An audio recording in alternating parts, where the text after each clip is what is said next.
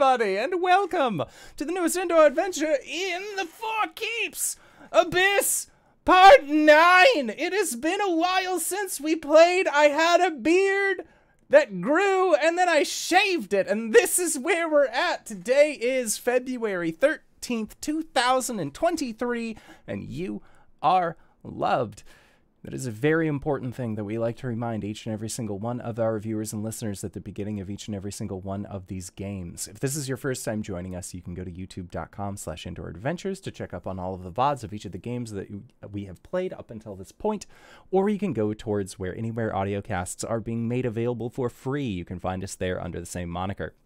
And speaking of things that are being made available for free, if you go to patreon.com/indooradventures, you could check up on our after show called Nights in the Courtyard, where we answer questions not only from each other, but also from the community. So if you have any questions for myself or any of these other fine folk, feel free to join us again at patreon.com/indooradventures, and we will do our best to respond in kind.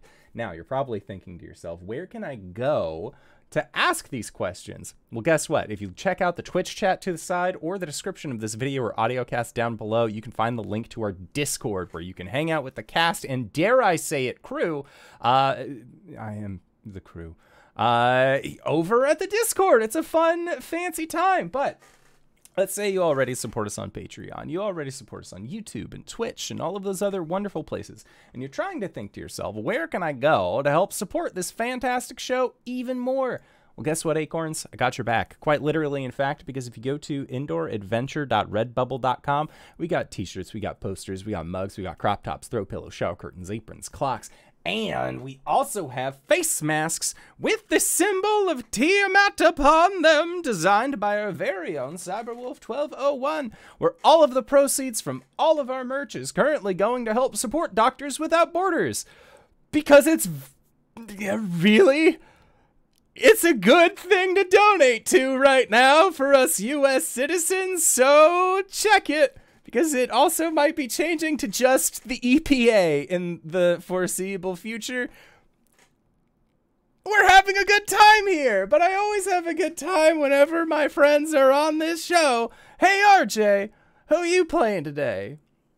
Hey everybody, I'm RJ. Today I'm playing Caelum, the Shatterkai Wizard Fighter. We both go by he, him. Hello everybody, I'm LBHackEmUp. You can find me at LBHackEmUp on Twitches. I'll be playing Gwen, the Halfling Barbarian Fighter. We both go by she, her. Wait, I'm Cyber. I go by he or whatever pronouns. I play Arjhan. Arjhan is an adult black dragon. He, him. Hey everybody, I'm Wings, also known as Danae Keener. I go by she, her. I'm going to be playing as Coriander, the Eldrin Paladin. They go by she, they, and he. And I am the indoor adventurer, he, him, and also a sexy senior citizen, if my mug is to be believed. Tonight, I shall be your dungeon master. So, last we left off, I feel like I've said this a lot over the last several months, but it's been a while since we last played, so let's give a solid recap on this one. Where we had last left off, our party had gone into the Underdark, to the drow capital of Tev Elyon, where, thanks to some ethereal jaunting, subterfuge, and just downright quick hands, you were able to acquire the Wand of Orcus, which you surreptitiously shoved into a jar of Tiamat's blood. What a great time that was. It was at that point that the then owner of the Wand of Orcus attempted to scatter some of you to the Astral Sea. It did not work out and resulted instead in her being just booped into the Astral Sea. Again, not exactly a great time for it. But you were able to destroy the Wand of Orcus. Your friend Percival said, now is the time to get out. Let's go, go, go, go.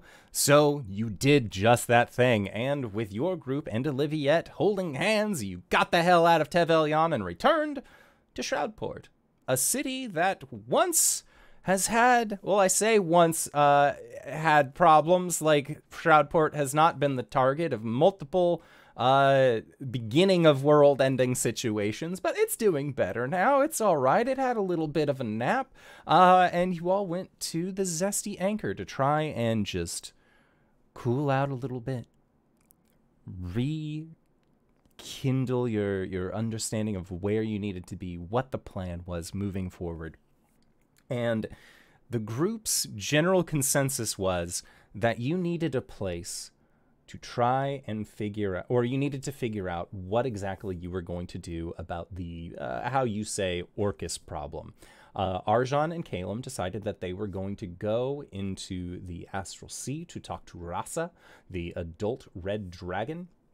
While Caelum, you were going to do a little bit of a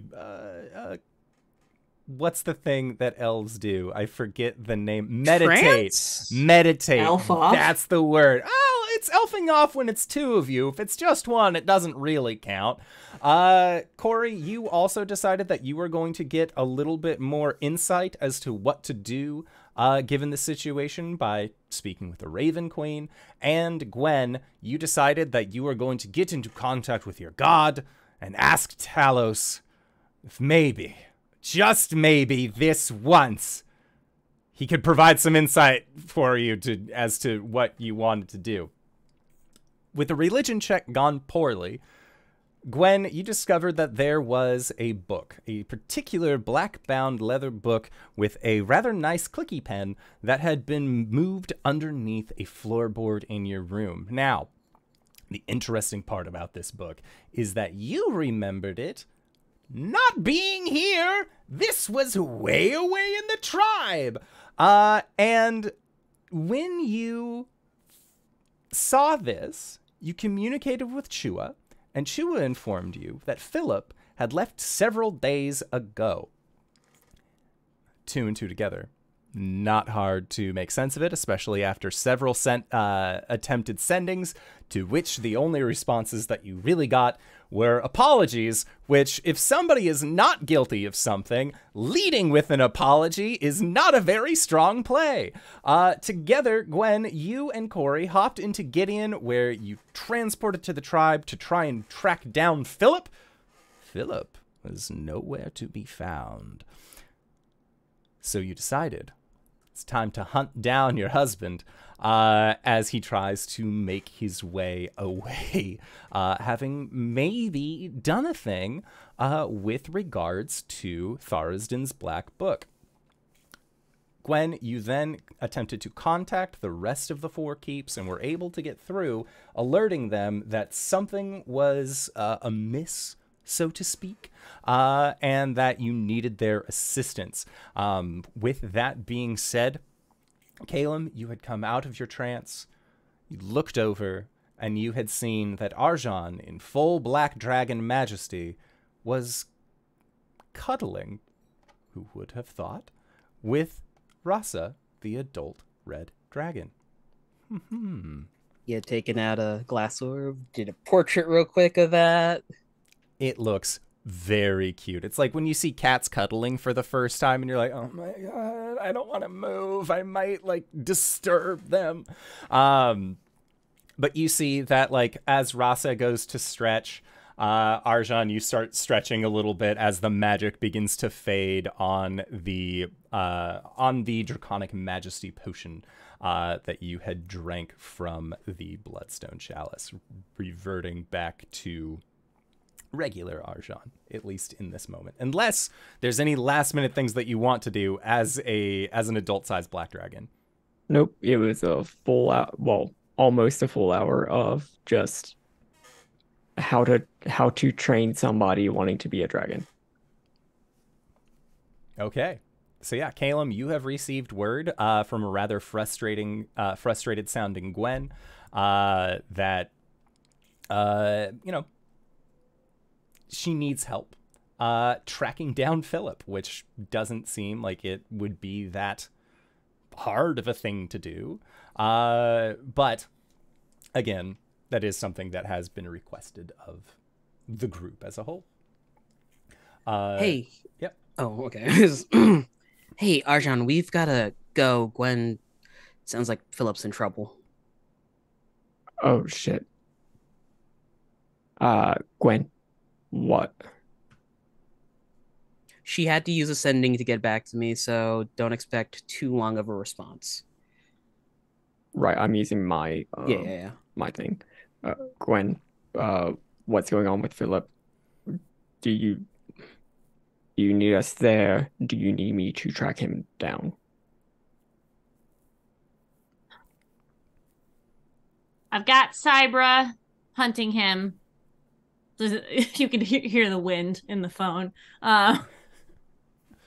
He did something with the book. I don't know. He won't tell me. Hurry up. Okay. 3 questions. Does Ross's cave have a door anywhere? Ross's cave, I would say it has a door. Like, it's not fully present, and when you say, like, oh, do you have a door here that you can use, Rasa thinks about it for a little bit, and you see she goes over to her hoard of treasure and begins, like, scraping away coins, and you can see that there is an old derelict spelljammer that's lying underneath all of her coinage. And she motions that there is a door that you can use on this old ship. Okay. I think one of our friends' husband is either in trouble or he will be in trouble. So we have to go deal with that.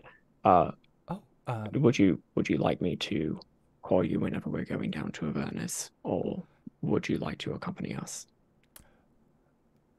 I do not believe that I would be able to fit through a door in my current state. However, that being said, you are more than welcome to call on me at any time. I will do so. And as she like motions to the door and says, before you go, I had a nice time. Thank you. You flew very well.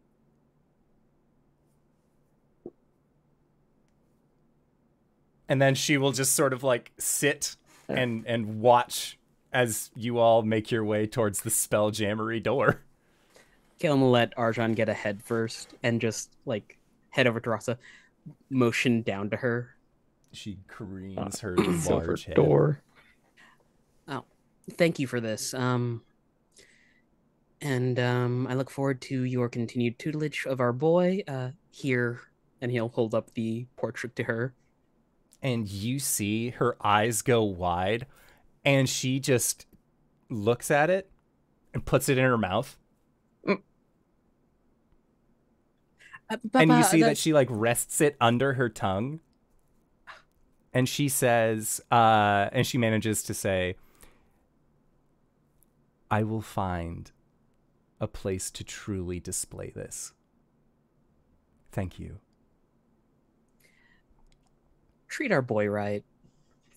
Caelum will just start jogging up after Arjhan. She just kind of like vacant blanks, like, I don't know what you mean. Gideon, where are you? Gideon will inform you that they are by the tribe.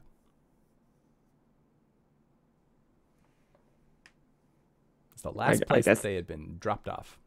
I guess this is the closest to Greenreach? I can contact Gwen again and see where she's headed.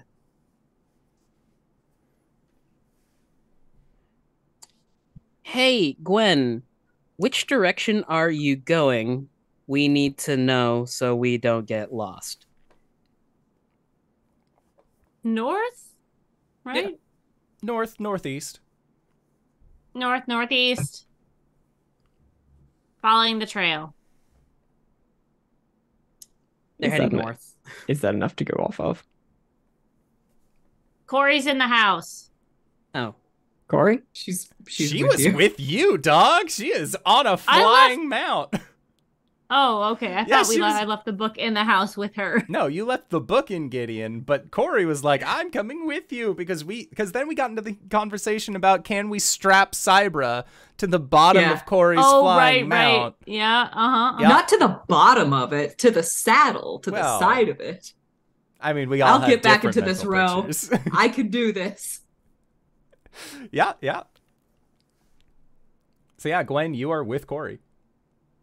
Okay. With Cori. Yes. I say that in the thing. Cori's with her. They're heading north. I guess they're heading to Greenreach, if that's within reason. How far to Greenreach? Greenreach is several days travel by foot. By several days, it's like a week travel, but like they're flying. That's really the kicker of it. If you wanted to fly and catch them, like they are beyond vision at the moment because they've been again traveling in air for like an hour now. But they're going from the spiral. Yes. The spiral hill. Yeah. We're at the stomping grounds. Oh, you are at the stomping grounds. I assume we haven't updated Gideon's location yet. Yeah. Greenreach because we keep forgetting to do that. Greenreach is only about like a 3-day travel from the stomping grounds. 3-4 day travel.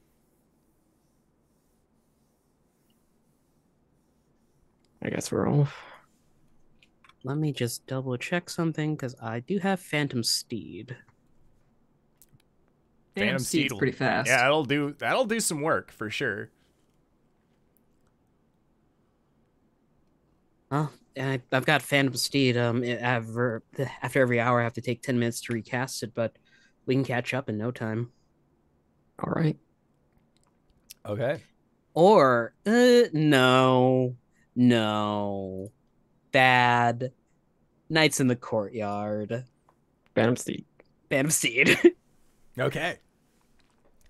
So, yeah. Before we leave Gideon, Caelum's going to ask Gideon to make a small repository in the wall. And he'll store the Tharsden's book inside of it and ask Gideon to put maximum protection on it, like max security on this god-fucking forsaken thing. Yeah, you just see that the wall closes up over it. And if you have any inclinations to open it, please do not. I do not read. Please alert us if it starts doing anything to you. Yeah. If it starts doing anything to you, eject it immediately. Understood. Thanks, Gideon. Phantom Steed! Okay. So, the two of you get on your Phantom Steed. The Phantom Steed's like invisible. Like, this is Wonder Woman's invisible jet, right? Or like, do you just summon... It's quasi-real, so it's like translucent. What does it look like? I think because Arjhan's with him, he forms it into like a Clydesdale.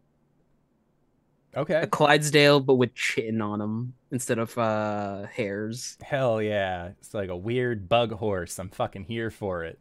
It's like one of those fucking mounts in ESO. Yeah. One of the microtransaction mounts. I paid for this one. Here you go. I rolled so many crates for this motherfucker. Here you are, magic.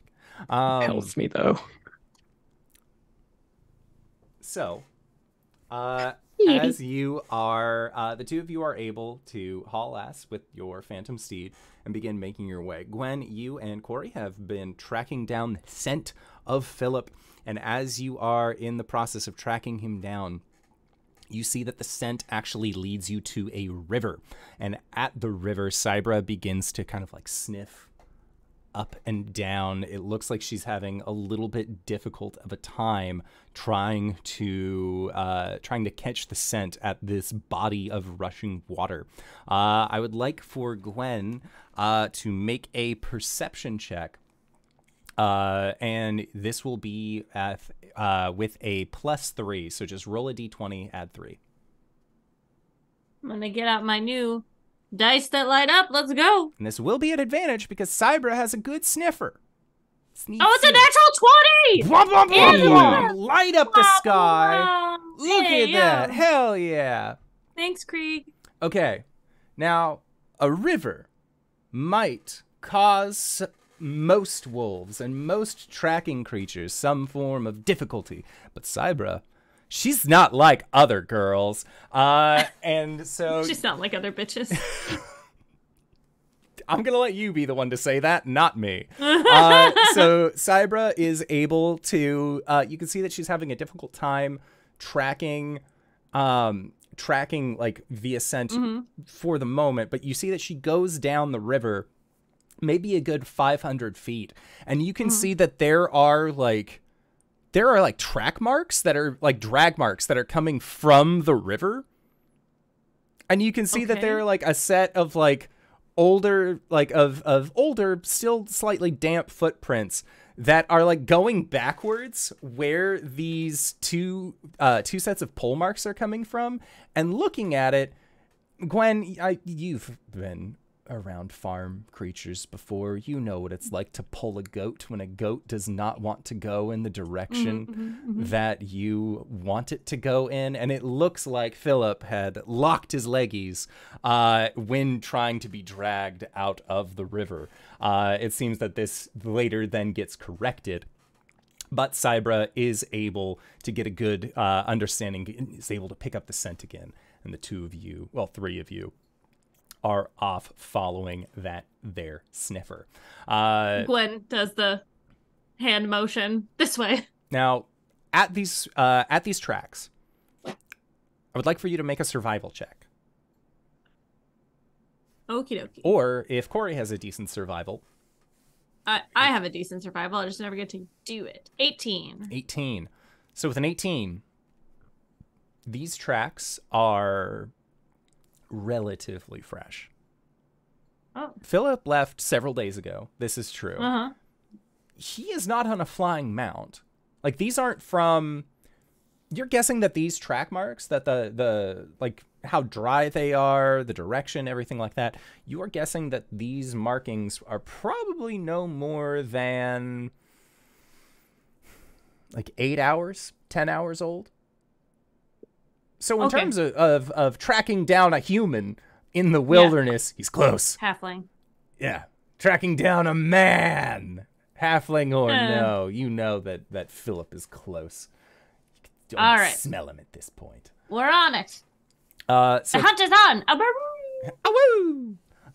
And Cybra, who has been running, like it's just been like it's been a day for her. Yeah. Right? Like she's like you can see just.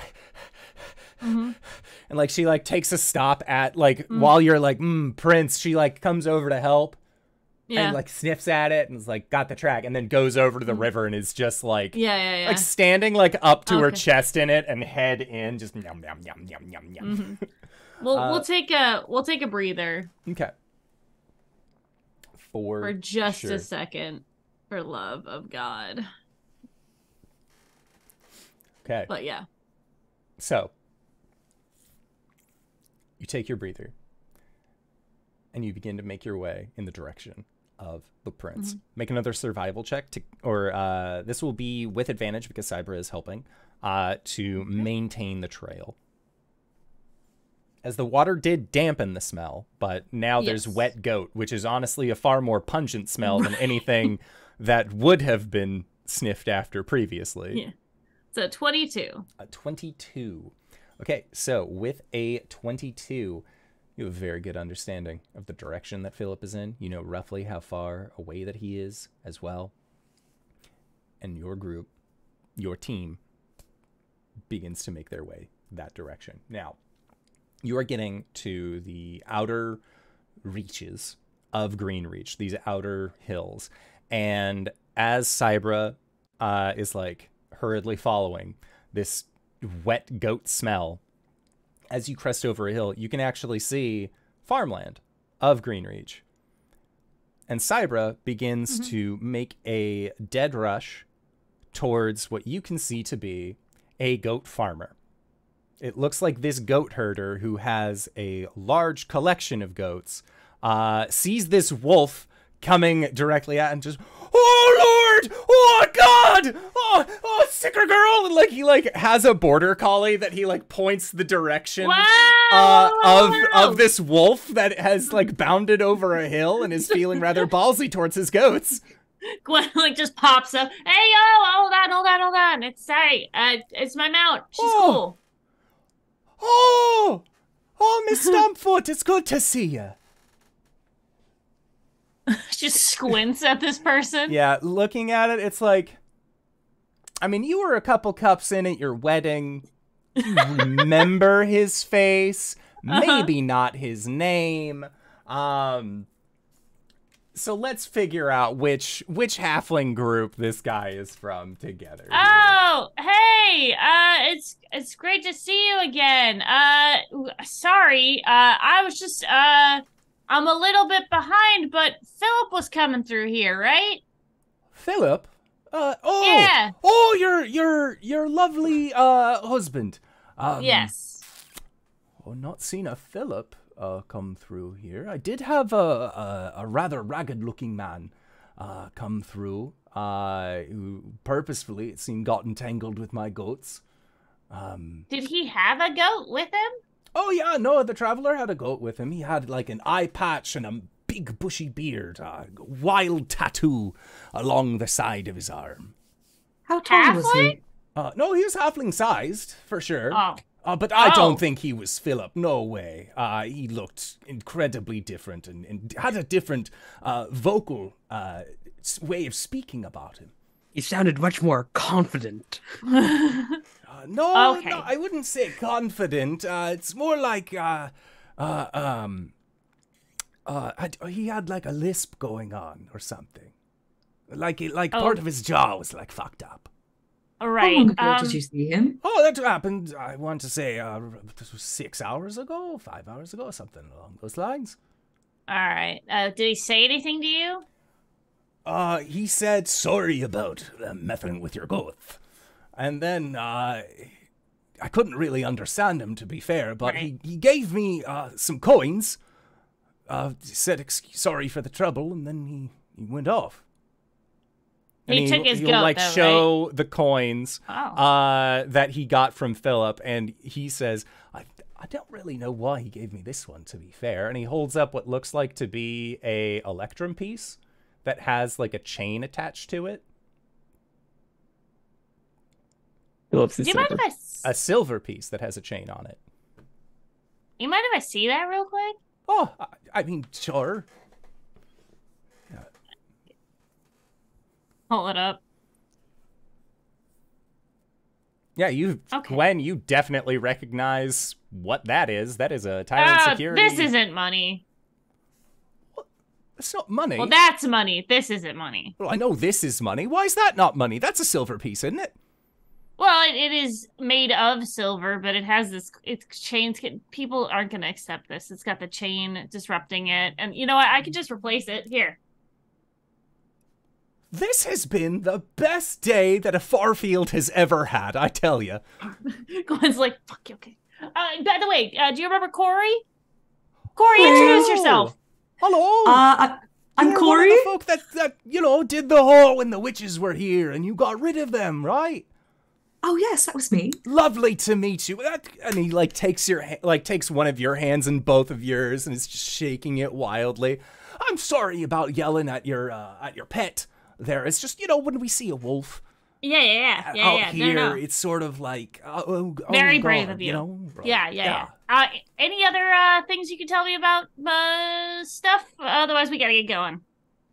As far as stuff goes, the summer festival's coming up in a couple months, and I'm sure that your family would absolutely love to see you there. Spice Bottom family, too, if you're able to bring Phillip. And, the crops have been rather delightful. And, you can tell that, unless you have anything, this is small town gossip that he is presenting to you as worthy news. She's okay, gets back on Cybra. All right, okay, thank you. Maybe I'll see you. Let's go. Oh, thank you. It was kind seeing you, ma'am. She's like, that was a close one. At Cybra. And Cybra looks at you like, I was chasing goats. Why was this wrong? What did I do? Yeah. Yep. Continue on our way. Okay. Gwen yells up as they're more of a trot. An eye patch? He said eye patch, right? A beard? I could dig a beard, but I'm curious about the whole eye thing. Do you think he's trying to copy me? When's the last time we saw Phillip? Well, last time I saw Phillip Just like a month ago. was about a month ago. And he didn't have a beard at the time. Or a tattoo going all the way down one of his arms. Gwen stops for a second. No, he usually is pretty clean shaven. And a tattoo? What the hell is going? What did he do? He wanted to be. I bet you anything. He's like, I wanted to be a real adventurer. Oh my god, Cori. What if he used it as like his like wish journal? You know, like, oh, this is all the things that I want to do on my adventures. Oh my god, I told him so. Oh my god, I told him not to. I told him not to. Let's not assume until we know exactly what's happened.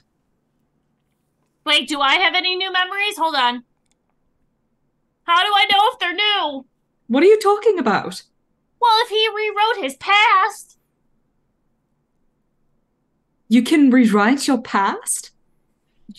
He's a god. You could do anything. Hello? Tharsden, not. I know. Okay. not Phillip. I think... So Cori doesn't have context for the journal and its abilities. No, it sounds like she's that... referencing The Secret or something like that. Yeah. But she can tell that Gwen is concerned.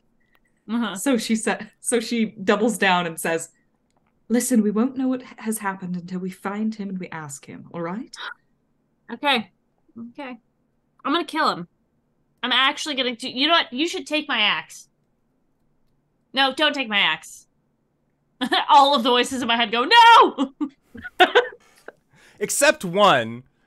There is specifically one who is just like, do it, take the axe. Being Hexton the Graveblade. Yeah. The dude who uses a longsword. He's like, yeah, get rid of the axe. Like, fuck the axe. But your search for Phillip continues. Now, at this point, you will need to make another round of survival checks because Phillip's attempt to throw off the scent by leading a soggy goat into a herd of soggy goats. Into a herd of other goats. Adorably dumb. I love him so much. Could I send a sending to either Cori or Gwen? Yeah, for sure. It's like several hours in, like, hey, to, I guess, Cori, because her mind, their mind wouldn't be as distracted as Gwen's. Yeah. Hey, it's going to take Arjhan and I 3 days to get there. It would be 3 days by foot. But if you're on a Phantom steed, how fast does a Phantom Steed move? 100 feet per second, or per 6. So you would make it there it's also in a 10 day. miles an hour? Yeah, you would basically be able to make it there in a day on the Phantom Steed. Which at this point is doing well because, again, all of this began in like the middle of the night. Or no, it was, middle of the night. Like you had gotten done with, or no, it would be several hours. But this is like, I need to think of the general time frame that we are currently in. At this point, it would be roughly around like 4 PM, let's say, after everything's been said and done, after rests and all meditations and communes with the gods and all of that.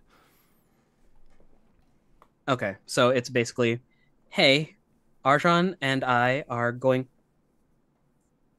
to, to have a bit to go. How pressing do you need us? Haven't found him yet.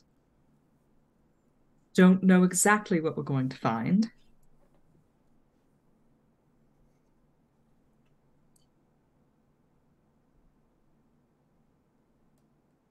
North until you hit the river, then either east or west, whichever way we went. Yeah, it'd be east, more than likely. All right, I've got 5 more words. Just past the goats. Bye!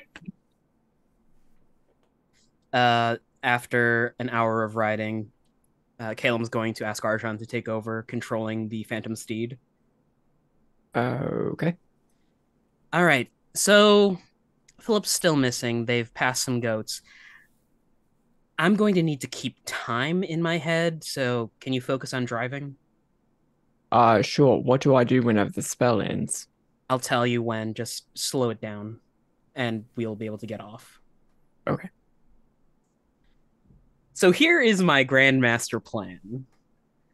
Within the last 2 minutes of Phantom Steed, its duration, Caelum casts haste on it to increase its movement speed to 200 feet per sec. 6. Okay. And then he will like keep time in his head, tell Arjhan slow it down, and then repeat the process. And you see that the Phantom Steed, like, even though it's illusory and quasi-real, it's just like... like, it is... Like, after the haste ends and there's that period of downtime, it is just... And dismiss, and resummon. And then you see that the Phantom Steed is back looking like, just oh, a yeah. fresher one. Yeah. I'm so sorry. The Phantom Steed looks at you as if it has no idea why you are apologizing. Just a bright-eyed quasi-horse ready to go. See, my second plan was just to summon T-Con and then true polymorph her into something that we can use, but... I mean, you guys laugh, but this is literally the concept of the Pony Express. Yeah. This is the Phantom Express. Yeah. There are people working outside / traveling the plains who are going to see this bolt shoot by on the plains with like the comic dust coming up from it until you get to a spot where like, you know, rain happened, all that jazz. But yes. So, yeah, with the way things are going, with the direction that the group is moving, and how quickly that they are moving. Gwen, can you make another survival check? Or, yeah, this would be survival. 18. 18. Okay. So, thankfully, Cybra has been around Phillip enough. Cybra has been around Todd enough that after spending some time, she's kind of able to, like, sniff out, like, none of these are the goats that I'm looking for. And you are able to hit the trail once again.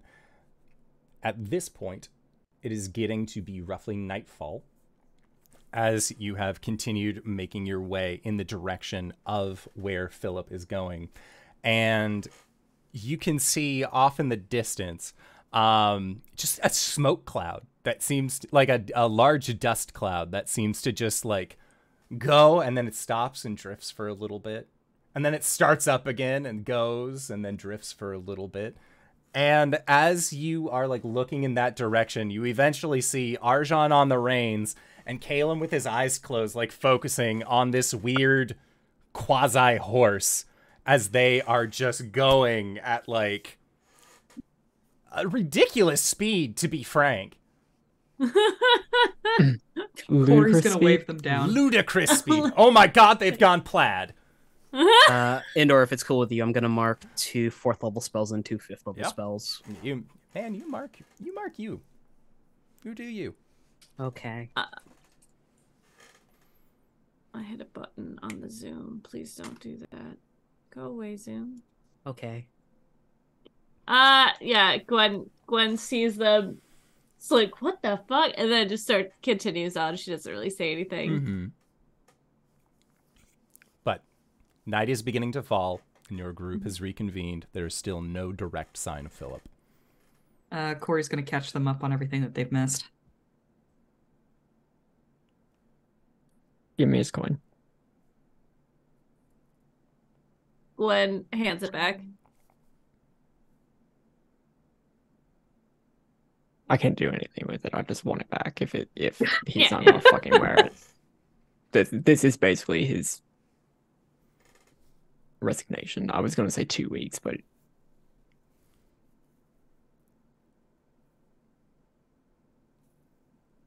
Yep.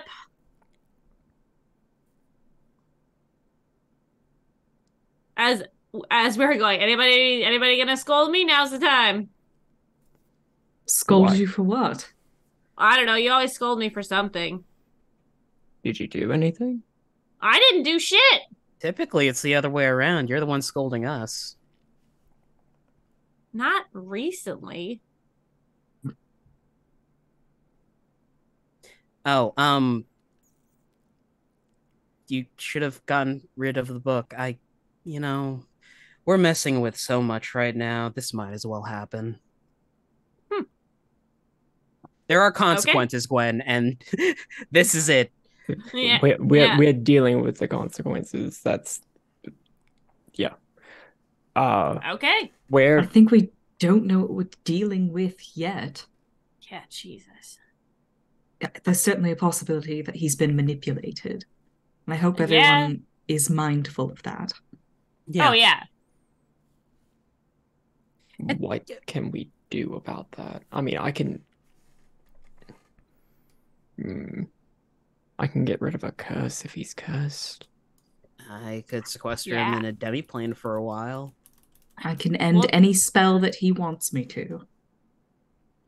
And I can punch him. So we'll just figure out what we need to do when we get there. Yeah. I just hope that a fear of mine is I hope that he does not wish that he is stronger than me, because that seems a little like mean-spirited, and also like I have a thing and it is my strength. So like, I don't know. You keep on talking about wishes. Yeah. The book, Tharsden can give you whatever. He kept telling me he could give me whatever I wanted. Ooh, like a Dark Deal's monkey paw sort of thing. I don't know. He seemed to be very sincere about it. Simon. Yes. Arjhan is going to take out Phillip's coin. Okay. Close his eyes and give it a very deep sniff. He's going to open his eyes. They're going to glow silver. I would like to cast Locate Creature. Okay. I'm down for this. Is Phillip within 1,000 feet? How many feet are in a mile? About 5,000? Yeah. Yeah, 5,324. Wow. 5,280. 280. Fuck. I would have believed you, LB. Ballpark. You ballparked You sounded it, actually. right. That's really good. Yeah, you said it with Really confidence. close. So yeah, Phillip is not within 1,000 feet. So he is not within that 1,000 feet. No. But how long does Locate Creature last? 10 minutes? As long as I concentrate on it, which is up to an hour. Okay. Oh. Ooh. Gotcha. Yeah. Oh, so- yeah. That's a good thing to have up. Okay. So yeah, Arjhan has these like glowing silver eyes. And I feel like it's just one of those like, all right, let's do this. Like, let's hunt a man, not for sport, but for still kind of recreation, I suppose. Do y'all want me to do a flyover or? Yes, feel free. Give us a signal if you find him. Yep. Don't scare him, though. I could do a Why would I flyover do too. that? We can all fly over. I cannot, just to be clear. I can take it with me.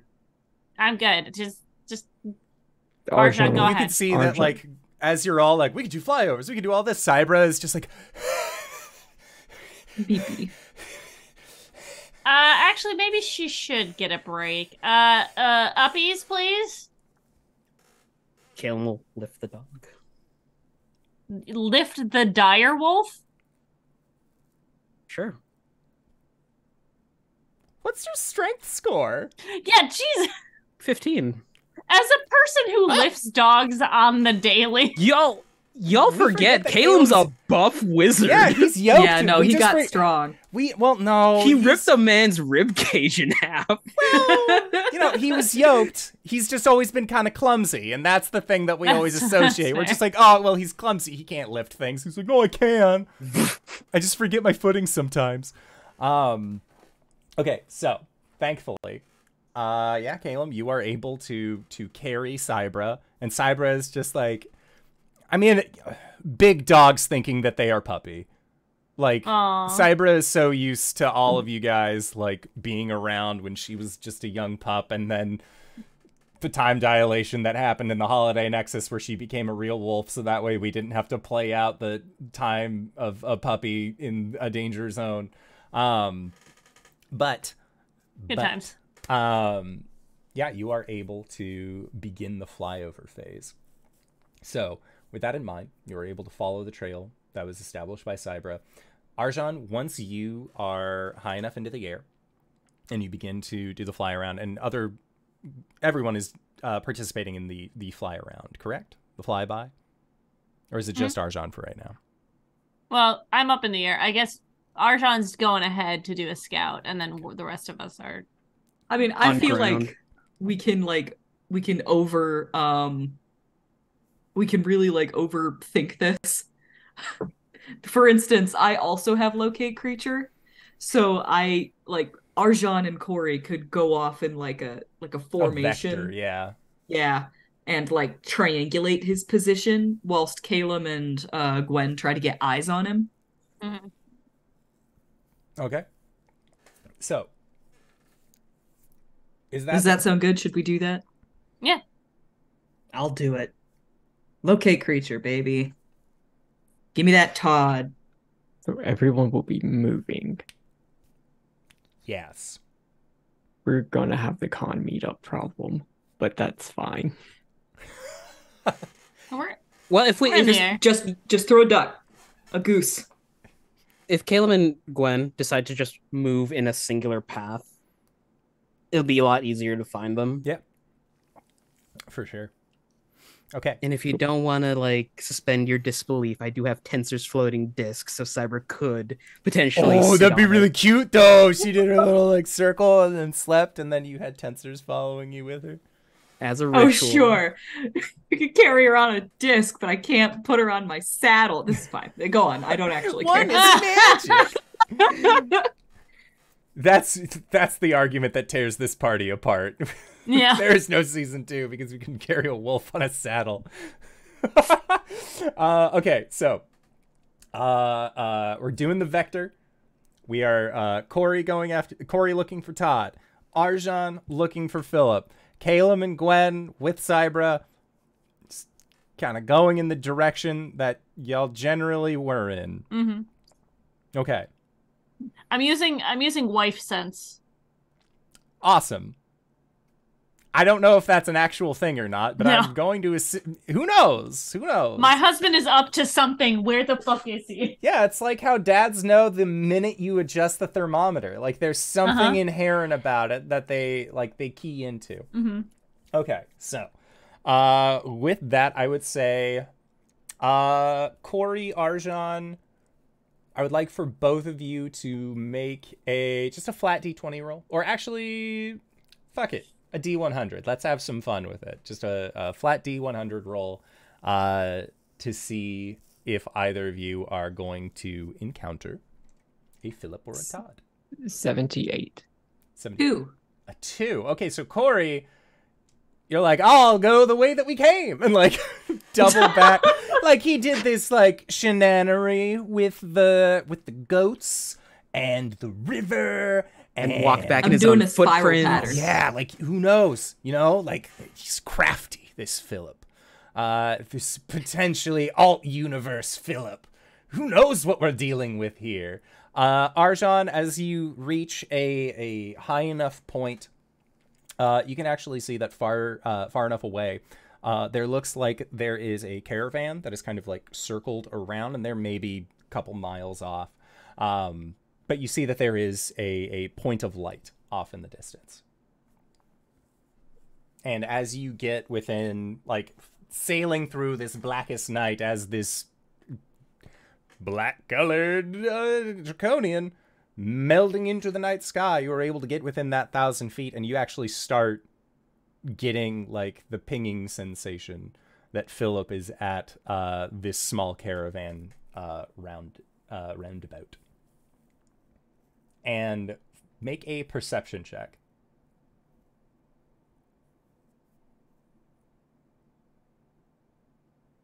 25. 25. So with a 25, looking around, you get the sense that Phillip is there. And the party has sort of like informed you, like, he has an eye patch now and a crazy tattoo and a beard and all of this. And you actually see that there is a halfling matching that description sitting around a campfire with a couple of dwarves and a human. And it looks like they are in the process of exchanging stories by the campfire. But you definitely clock Phillip. And then you see that, like, by the horses and other mounts and beasts of burden, you see that Todd is just, like, grazing wherever he pleases.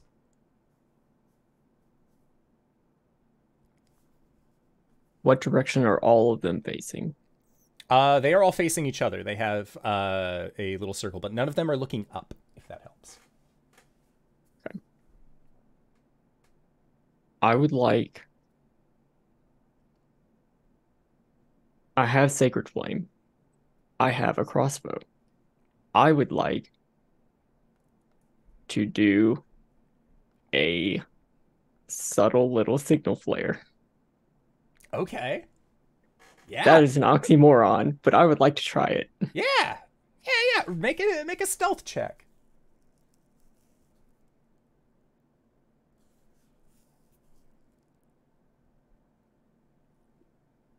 $36. Yay! So yeah, Cori, you are like you're sailing around, you're trying to find Todd. Just one wide circle. And then all being of a sudden, real thorough. And that is when you see kind of like going in the direction that you are, just like higher into the sky, just this like flare, this signal flare from the direction that Arjhan is. Caelum, you and Gwen, same thing. Where like you've recognized or knew the direction Arjhan was generally going into or going towards, and now you have seen the signal flare that Phillip is within approaching distance. Several miles off, but... And then I'd like to just eavesdrop. Oh, for sure. Yeah, so as you are eavesdropping, Phillip does not announce himself as Phillip. It seems like individuals here know him as Cal. And Cal is in the process of talking about like how he lost his eye up in the mountains in the Echo Shards, you know, like all sorts of beasts you would never believe. And the dwarves are like, oh yeah, and like you can kind of tell that these dwarves are from Sirt's Hellier, and they were in the process of doing kind of like a trading route. And Cal, for what it's worth, is making a very good story out of this for what it is, and like talks about his time on the open sea and how he got so close to the maelstrom, and that's like that it fucked up his jaw because he was in a shipwreck, and like they were just like these tall, unbelievable tales. But the people here are just like, oh my god, like they are just like eating it up. The interesting thing for you, Arjhan, is that there's a lot of truth to these tales. If you were to replace Cal with the Four Keeps, like if you were to slap the Four Keeps as a sticker over Cal, where Cal is saying that he has been and adventured and done all of these things, these like minor things though, not like saving Vaskor single-handedly or like going to Shroudport, but he's like, I was there at Shroudport, and oh, I was there like at this place. Like he is, Cal quotes, has very much ingrained himself into the legend. Gwen, you better come get your husband before I teach him a lesson about stolen valor. I'm coming. I'm a-coming. Okay. Sounds good. So at this point, Cori, you were able to catch up with the Four Keeps. And the two of you, Caelum and Gwen, I imagine, again, like this is the slow walk, and you just hear Todd beginning to bray because he recognizes people. And that draws... I think yep. Gwen will tell them to stay back just a second. Okay. Just a second. And she's just gonna casually walk in to the firelight. Okay, and you can see that this is in the middle, at like towards the end of one of Cal's stories. And as you show up, the dwarves and the other human that's there are just like, oh my god, like they get like a little spooked because a stranger has shown up. And they say, easy, friend, do you travel alone on these cold nights? And Cal, big air quotes, like you can tell that there is like a little bit of a look. Make an insight check. Swear to Christ. 3. A 3? The magic says that this is Phillip. But it doesn't look anything like your husband. Like the hair is like a dark color, the beard, the eye patch, this tattoo, like he's like there's like hair on the back of his knuckles and stuff. Like he's like he just looks like a different dude entirely. But like there is that glint in his eye, the one that you can see that like it. You're really not sure. If it wasn't for your friends being like, that's the guy, and like all the descriptions that you've heard, like he would most likely fool even you. And the goat does not, however. No, Todd does not. Todd has not been doctored in any way, shape, or form. If anything, Cal, like when Todd starts bragging, just, oh, easy there, Phillip, easy boy. Oh, stranger, you've come to enjoy a seat by the fire, perhaps a quality story? 4. Well, no, there are 6 of us, and the 3 dwarves are like looking at each other, and they're like, what is she counting for? 2 don't know at all. And when you get to 1, you see that the mustache peels a little bit as it's been attached via spirit gum. And Cal just gotta go, and like you just see him like sprint, and like as you hit that 1, just Gwen just goes, Arjhan! And like the dwarves and the human are like, what the fuck is happening? Arjhan like, drops the greater invisibility that he cast before he walked up right behind him. Have you like picked him up by the shoulders and his legs are just doing the like Domestic dispute. Excuse us for a moment, please. Look, I didn't know Cal was married. Do you mind taking a walk, fellas? They like look and it's their cart, but they have just seen a dragon man appear from the shadow. This fabled hero, being Cal, has been like apprehended. His mustache is coming off. They're not really sure about that, but maybe their insight check wasn't that hot. And they say, you know, I think it was time that you know, we got to be heading out in the morning anyways. We'll just be in the cart. It was good meeting you, Cal. It was good meeting you, Cal. And then they go back into the cart. Gwen turns to Phillip and just says, I am being very calm. I know that. And I really appreciate that. Talk. I would say, how did you find me? But I see you brought the whole gang. Do you mind if we have this, can I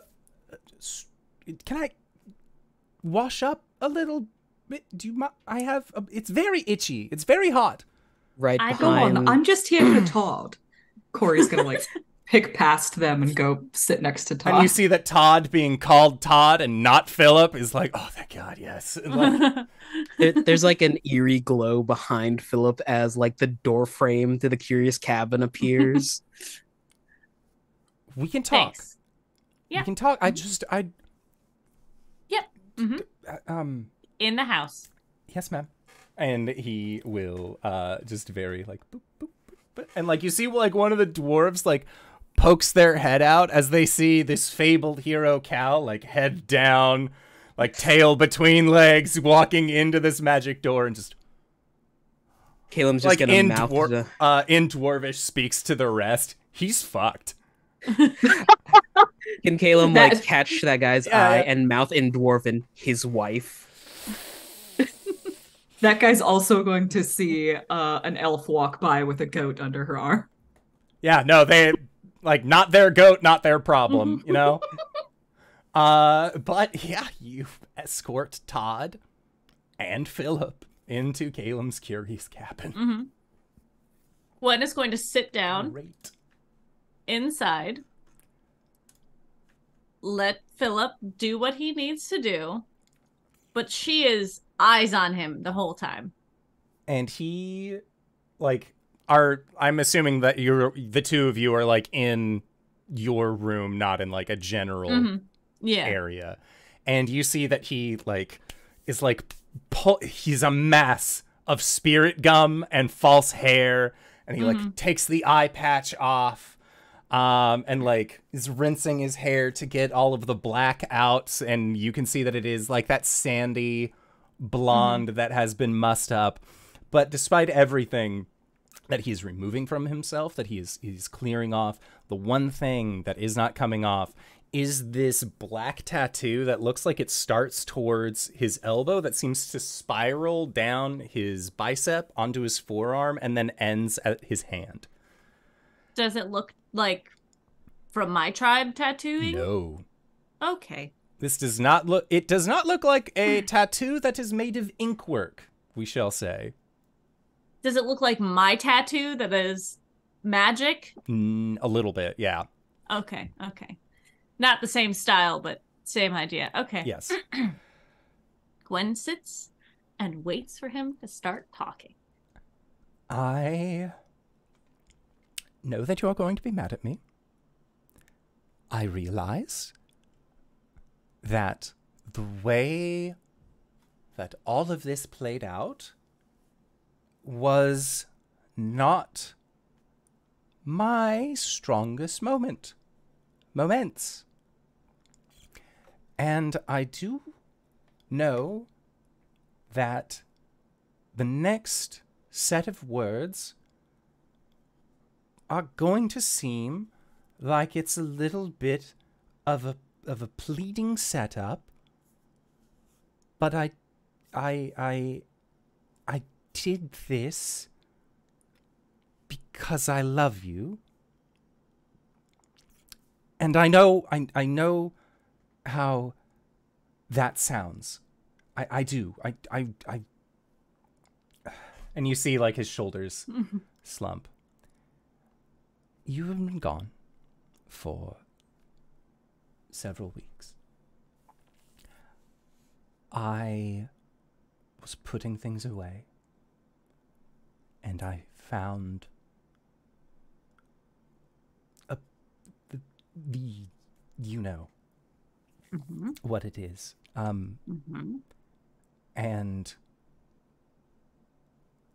I took a look inside, and I know that I shouldn't have. I very much know that I shouldn't have. And so I put it away. But then I started hearing things from it, and I looked again, and there was a message that asked, or that said, rather, do you know what will happen if she dies? And I started, not that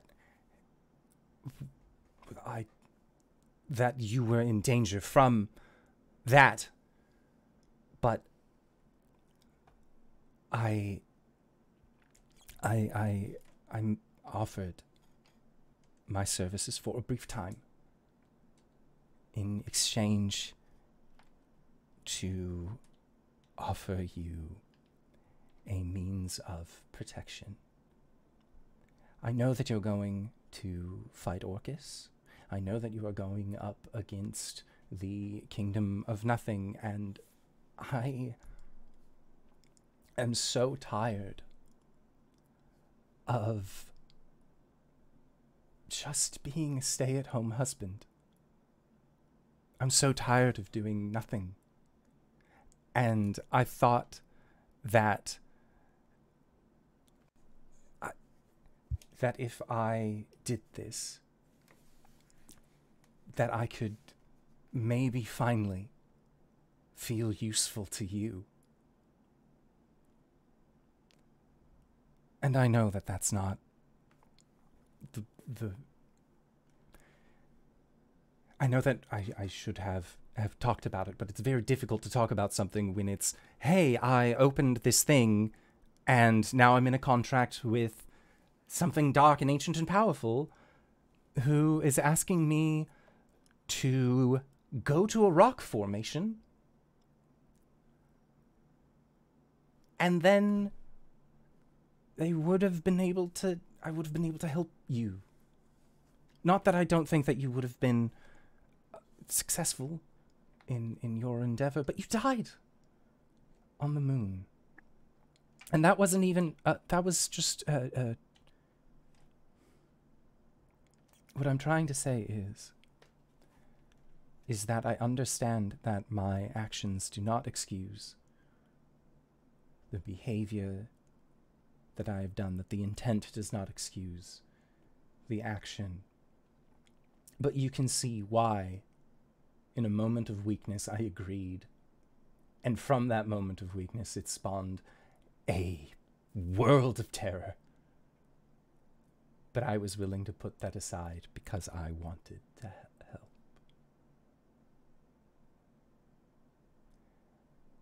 And so I'm sorry. Okay.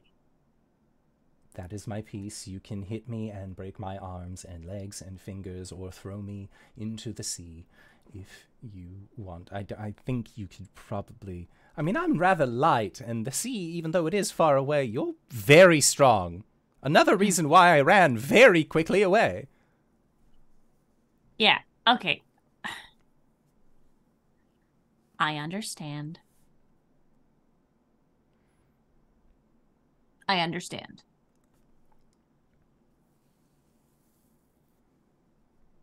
Don't ever run away from me again. Yes, ma'am. Communication is important.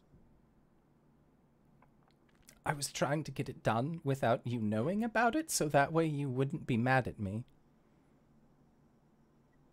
Uh-huh. That's worse. As I said it, I realized that. Uh-huh. It sounded, yeah, okay. The logic played out a little... Mm-hmm. I understand.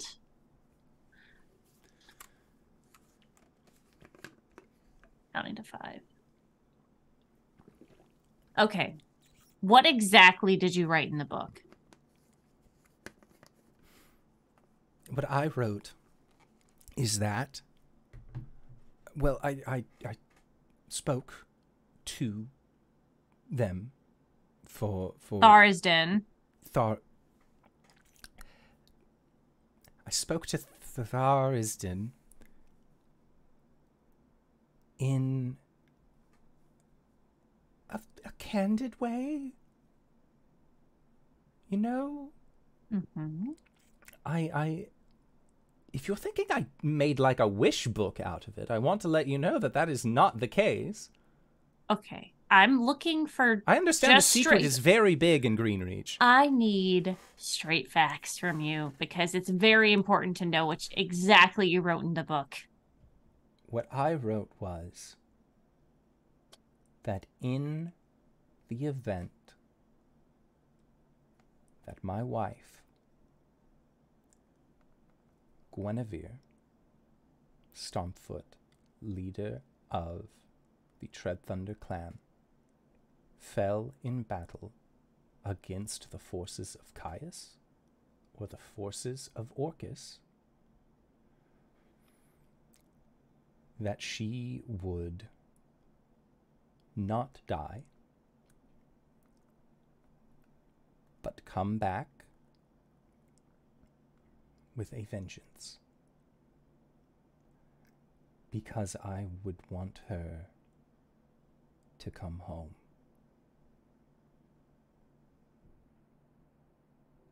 That is what I wrote. Okay. And what did he say back?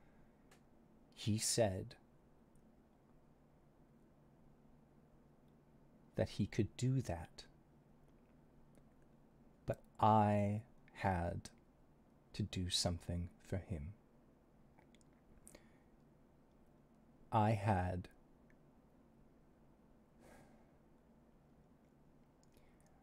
have to go to the petroglyphs north of Vaskor. While I am there, I am to take this arm, and he shows the darkened spiral along it, and I am to touch the wall. Upon touching this wall, Tharizdin explained, in a rather vague way, that, in quotes, things will become clear for your final moments. And I don't know what that means, but before I could explain further or ask further, showcase his arm.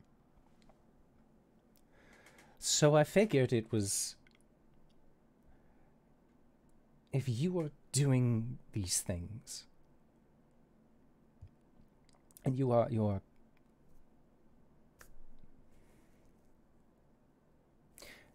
doing your best, day in and day out, and I don't know when things are happening, that I needed to leave, and that I needed to go to these petroglyphs.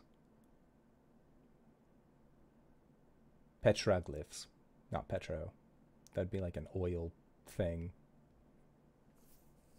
These petroglyphs are carved into the face of a it's fine, doesn't matter. Geology! Said that when I asked him to explain further, he said that it had to deal with a legend. And I don't particularly know what that means, but I thought it best to not dally when Tharizdin has requested and rather insisted that I do something for them in return.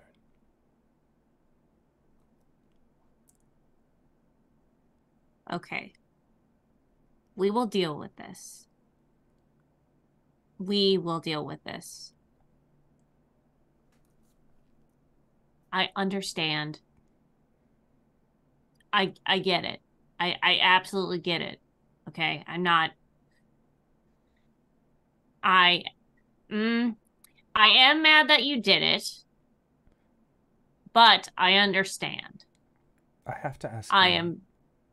Sorry to interrupt. More mad that when it happened, you didn't immediately go to anyone about it. The reason I am so talented and gifted and accomplished in the world of adventuring is because of the people around me. I punch things really good, okay? I can punch, I can do battle planning, I can kill really well. But if this shit happened to me and I was alone, I would be fucked because I wouldn't even know what it is, okay? I'm sorry. Gwen, yes, you can punch a man in half. You can fight the strongest Goliaths one-on-one and win. You can go up against gods. You can go to the moon. You can do all of those things, but I can't. I didn't start out that way, Phillip. I went on small adventures first. You were doing that. I know you were a stay-at-home mom, okay? I get that. You didn't have to be. Do you know what it's like to think that you're going to be this great thing for many, many years, and you get everyone to believe that one day you will be this great thing? Working for Arjhan was horrible, because I realized that the life of an adventurer is something that I have spent so long wanting, and I am not cut out for it. I am an actor, Gwen.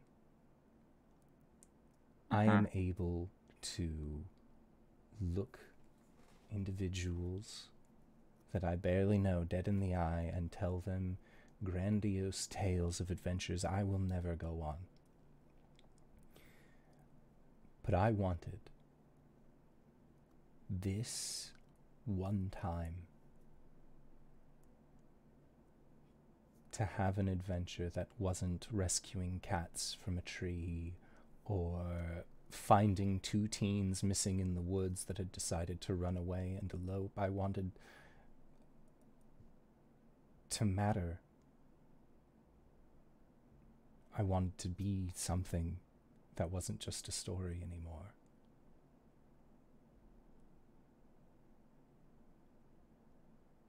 And it's very selfish, I will admit that.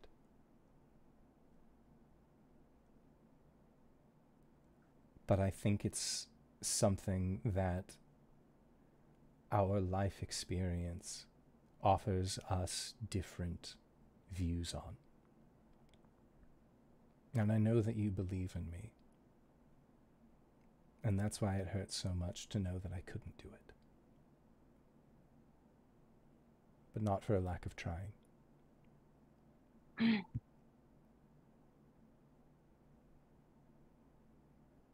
At what point were you thinking that this was your grand adventure? Sneaking away, making the deal. At what point was this this is the moment? Because none of this is good, especially the fact that you have no idea what's going to happen when you touch that stone. You don't even know who the person was, Phillip. The moment I decided that this was going to be my grand adventure was the moment I decided that I was going to do this for you.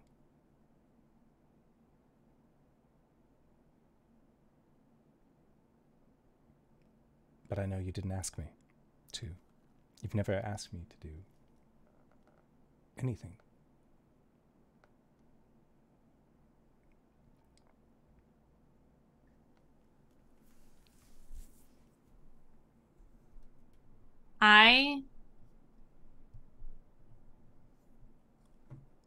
You asked me to look after your brother, and I did that. You asked me to stay at the Goliath camp. And for as long as I was able to, I did that too. Every place that you've picked me up and dropped me off at, you have told me to wait. And I did. But knowing that you are queued up for instant death time and time and time again, there's that little worm of doubt that seeps in. How long will I wait? We are an old, blooded group of people, we halflings, and I would wait for you hundreds of years over. But knowing that you weren't going to be coming back, I needed a fail-safe. And if a god is going to offer me that failsafe in exchange for touching a rock, I'll do it. Gwen, like, her hands are shaking. She stands up from the chair and says, I don't want to say something that I'm going to regret. And then she, like, turns to the door, turns back, really close to saying something, and then walks out into the living room where everyone else is, I'm assuming. Okay. That last look that you get of Phillip, on the first day that you met up with him again at the Goliath tribe, with that high-pitched Guinevere, the excitement, the joy that he had, there was a love that was expressed. In this moment, as you look at him and he stands in front of a small fire in this home, this house, this room that was specifically designed by the two of yours imagination, he seems so small and so understanding of what he's done, and that there isn't any way that he can truly make this right.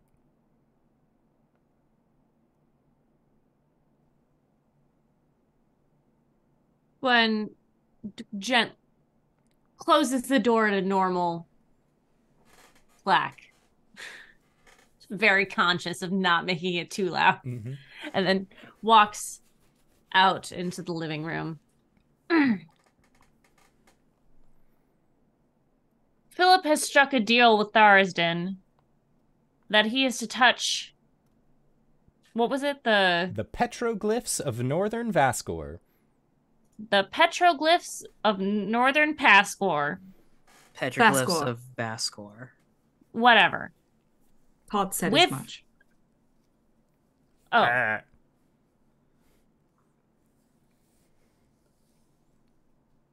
In exchange for making sure I don't die. What happens if he doesn't? Or if I don't know, and he couldn't clarify. Also, I don't know if there's a timeline on this.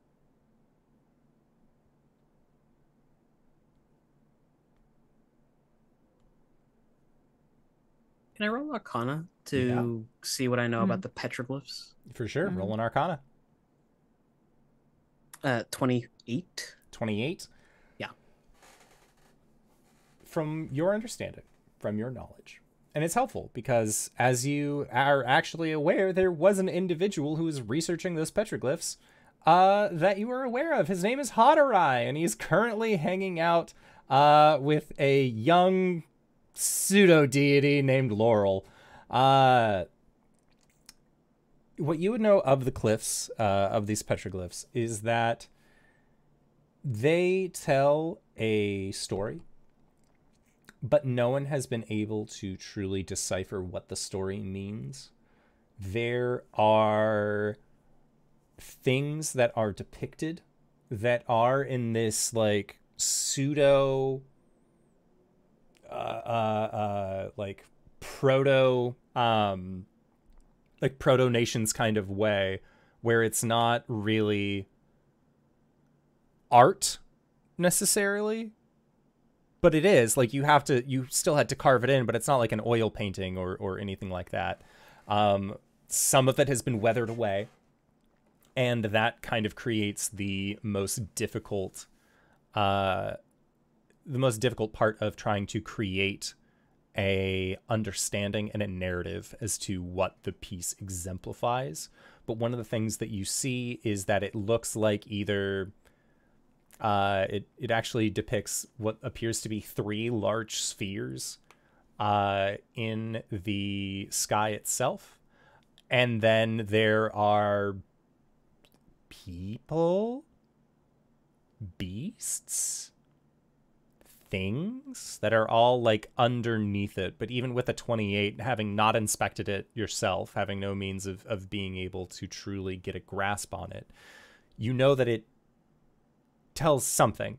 And that's kind of why researchers are always drawn to the cliffs of just like, oh my god, like this is the time I've been studying hieroglyphics for years. I can finally like read what this thing, like it's along that same principle where you need to be able to decipher it to truly understand its meaning. 3 great spheres below man, beast, and something. The spheres are above and everything else is below that again. Yeah. Okay. That's what I said. Okay, cool. Just 3 great spheres below man, beast, and then something. Okay, but we don't want to actually let him follow through on this, right? No. Yeah, He could be letting himself out. If the deity tells you to go touch something, well, it depends on the deity, really, but I don't think we should really follow through on this one. He's been mocked. Yep. What happens to him if he doesn't? We don't know. It's a mystery. Is there any possible way that Cori could leverage any of her resources or knowledge to gain insight on this topic? On the petroglyphs? No. On the thing, on the Phillip situation, on the Phillip, on the mark on Phillip. Like, what are the consequences of not following through? Well, you are familiar, firsthand experience with a Gaius, so you know that if has he been Gaiused?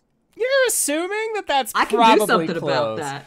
It's if it's a Gaius, I can remove it from him. It's not so long as he's willing. Really a Gaius. It's not if it's not a Gaius. It's Gaius X. It is. Yes, it is. It's bi. Yes. Fuck you.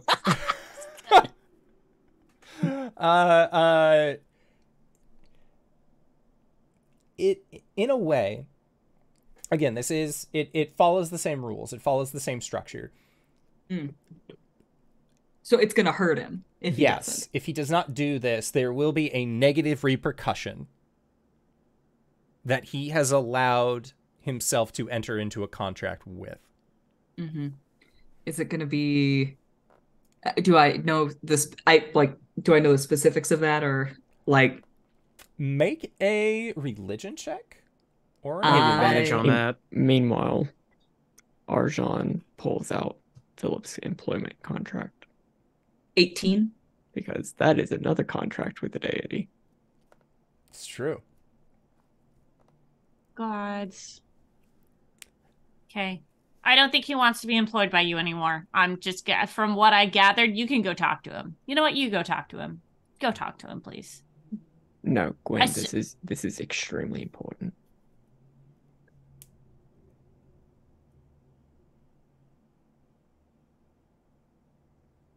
Is there only one goddess contract?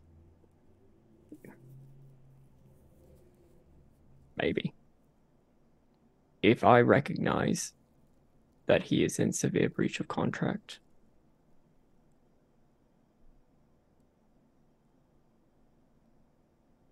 we might not have to worry about his body or soul belonging to Tharistan.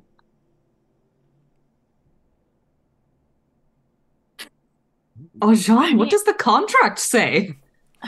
It's a very extreme thing. I didn't put it in there. Then who did? The other owner of Tyrant Security. Is that Tiamat? Tiamat? Mm-mm. Okay. I swear. Honestly, I would rather to have with her every single day. I would honestly rather have Tiamat at this point. I'm just saying. Okay, so Yeah, problem 1, problem 2. Okay, so what do we need to deal with your contract, Arjhan? Okay. Because technically he was on leave. I got an 18 on that yes, check. I was going to go back to that one. So Cori, with the 18 and your understanding of this, contracts with deities, again, usually have some sort of horrendous consequence if you double back on them. And usually individuals who make contracts with deities are either in it for power or they're in it for something, right? Or they have been promised this thing. Now, again, in Phillip's situation, from what Gwen was saying, he is looking to bring Gwen back to life. Huzzah! But from what Gwen has said, again, all of the stipulations are there that it has to be forces of Caius, forces of Orcus. Like, there are stipulations on that. So you have the understanding that, like, if Gwen, for example, died at sea and drowned and was eaten by a shark, not a force of Caius, not a force of Orcus. It honestly would have been better to just write if she died, but it seems like trying to out Genie the Genie contract did not work in Phillip's favor this time. From your understanding, to get an individual out of a deific contract, you need to either consult other deities who might be able to override said contract, or convince the deity that put him into the contract in the first place that maybe they don't need that contract. But at that point, when a deity has been promised something, they typically want that thing, or they want something else that is probably going to be harder to find and accomplish. I see. All right, this is going through Cori's head. Yeah, as Gwen is doing her her little like regular show dance as she decides like what the fuck to do with Phillip's contract with Tiamat. One more thing before we move on. I'm a deity. You are. Okay. Wouldn't that be something? Just acknowledging that. We move on with this conversation. So, what was Gwen saying? As Gwen is having this moment of just like, Tiamat's the better option, and Arjhan being like, other contract is bad, and Cori, you have that, like, he needs to be in contact with another deity. I'm a deity! And like that little like light bulb pings up. That is where we are going to go into our break. Phil, you had one last thing? I'm gonna go talk to Hotterai. Don't you need to be in the cabin for it to stay? No. Because remember, he fed the entirety of the Goliath tribe. Oh, yeah, that's true. 2 cabins. Incredible. Okay, so, Caelum, as you're just like, you know what? This seems all kind of fucky and weird, and I am just gonna talk to the strange pseudoscience wizard. And everyone else is discussing, like, what god can we set Phillip up with on this next blind date of his. That is where we are going to go into a break for the evening. We're going to try and be back in 5 to 10 minutes, so don't go no place unless it's to grab a food, grab a drink, grab a friend, or possibly go to indooradventure.redbubble.com, pick yourself up something nice. And we'll see all of you guys shortly. All right, everybody. See you soon. We're back. Hello, everybody. Hello, Simon. Hello, Cyber. We meet again. Oh! Phillip, bitch better have my money. Pay me what you owe me. Like, blah, blah, blah. Like, blah, blah, blah. Okay, but is this, like, does Phillip have to fight you no items? Like, items turned off, Final Destination? It's Battlefield, so I assume there are items. This is Battlefield for Melee, so there is a coin mode. Yeah. Final Destination has no platforms. One long, yeah. Yeah. Also, I have a fun thing for y'all. So, I did a tarot reading for Phillip before this game started, which I posted about on Twitter, but I kept the last card hidden. So, to start off, we have the Ace of Pentacles for Phillip's past, which if we look at the Ace of Pentacles, it is bad luck, delay, risk, opportunity denied or postponed. This may be a poor time to invest or take risks. His card for the present. The Hanged Man. The Hanged Man. Dependence, regret, depletion / sacrifice without any discernible reward or result. What once may have been altruistic or wise may have been poisoned and dangerous. Now, the last card, Phillip's future, was Justice in the reverse, so I don't think he's having a great day, to be fair. So that's Phillip. He's having a good time. Specifically for Justice, I need to find it really quick. Justice reverse. Yes. RJustice. Oh my god. Reverse Phillip justice. Caelum the whole time. When the corrupted Justice appears, her bloody sword and noose-like scales symbolize death. But it's in reverse, so it would symbolize life, mayhaps. So not death? Not death. I'm sorry, what was it? It was Justice in reverse, but this is the corrupted tarot set. Death as Levi describes. It's gonna be great, is what it's gonna be. He just needs to keep talking. He's making it way better. Yeah. Mm-hmm. Okay, so. Okay, I'm gonna do a real quick tarot for Phillip, all right? Okay.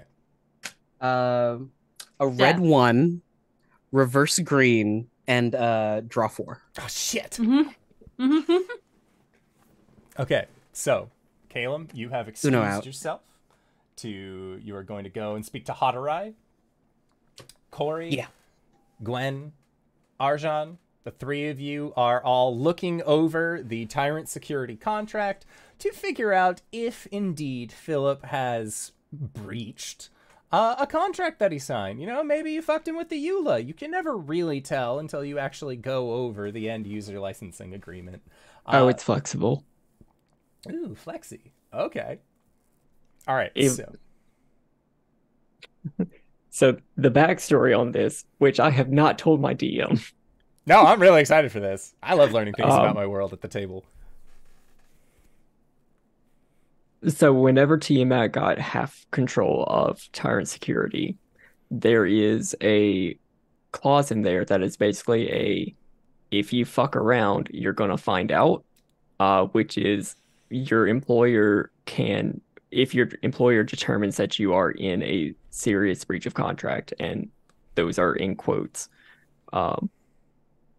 your employment is forfeit according to another section. And that section, which is like toward one of the back pages where everybody would be too tired to actually read it, which is like, oh, your soul is forfeit and everything. It was supposed to, when Tiamat explained it to Arjhan, it was a way to say, if this is how you stop your enemies, if they try to sign up or if they try to turn on you. And this was like hour 5 in a conversation, so Arjhan was just like, okay. Yeah, obviously, that makes sense. I'm here for it. So yeah, Phillip has indeed signed that. You can see that his signature is very strong. He has lovely cursive. Excellent handwriting.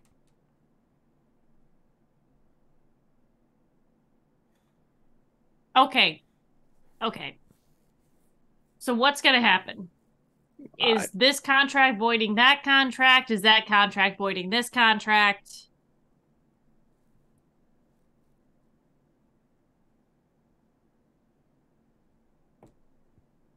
I don't know what exactly the artisan has on Phillip, but basically the way that, as far as what we have right now, you and I have not determined that Phillip has breached this contract. And he's pointing to the Tiamat one. Solid. We could. Is that good?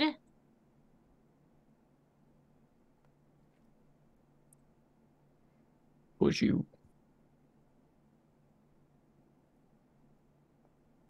rather he stay marked by Thurston?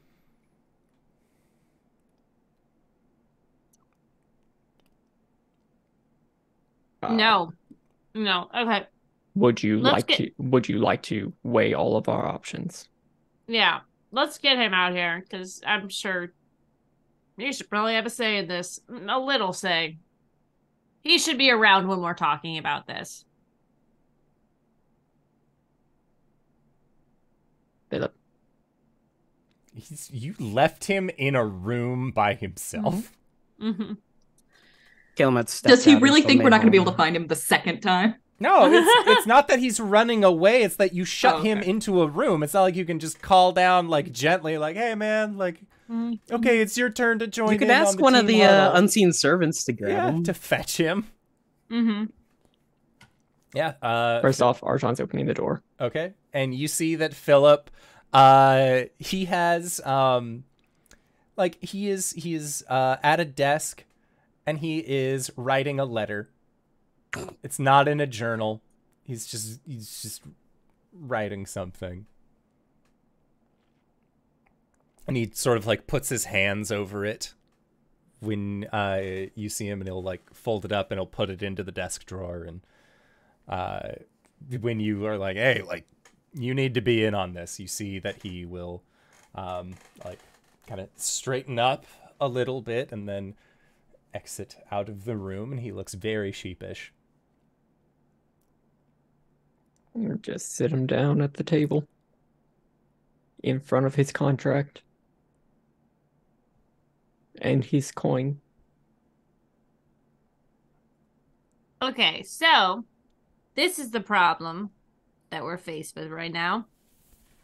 You have 2 contracts that you have signed with 2 different gods, and if I'm not mistaken, the one with Arjhan is kind of a only one god thing. You cannot work with any other. It's a. There's a non-compete clause. Thank you. So you could give up your soul to Tiamat. You could give up your soul to Thurston, or we have other options. I can't. There's a lot we've got to deal with right now. I didn't think I was giving... I'm giving my soul to Tiamat? You're giving your soul to Tiamat if we decide that you are in breach of contract. That's it. That's a very... I don't like that necessarily, but so you don't know if I'm in breach of contract? I haven't decided. Good. Solid. Excellent play. Well done, sir. One thing that I would like to try, and I'm going to stick my talon onto his tattoo. And I would like to cast Greater Restoration. Okay. Does it do anything? It does not. Yeah, that's in that pretty deep. Cori, can you try removing the curse just in case? She's sitting next to Todd, and clearly like thinking very hard about all of this. She'll sort of perk up and then reach out to Phillip. All right, remove curse also does not get rid of this. This seems like it would fall technically under a boon. Phillip's getting something positive out of this? Oh, right. Yeah, with Gwen. Right. She's literally just going to examine his whole arm. Yeah, it's... Cori, make a Arcana or Religion check, and this would be with advantage because of your nature as a young deity. 14? 14. The blessings of the gods manifest themselves in a variety of ways. This doesn't seem like this tattoo is necessarily, like, if you were to, like, cut off his arm or remove the tattoo. Like, that wouldn't solve the dilemma that he is in, but but having it there and seeing it, that is what manifested as a result of this boon. This isn't a spell, this is a boon. Right. If you don't follow through on what Tharsden has told you, there's going to be consequences. That is why I was trying to get it done as I was telling Gwen, as quickly as possible. Cori nods slowly. Gwen, are you comfortable with this being done? What's going to happen? Rightfully, I don't know. But from what Tharsden had explained to me about it was that it would further to elaborate on a legend. And that was all I was given direction of. I'm going to guess if it's Tharsden, probably no.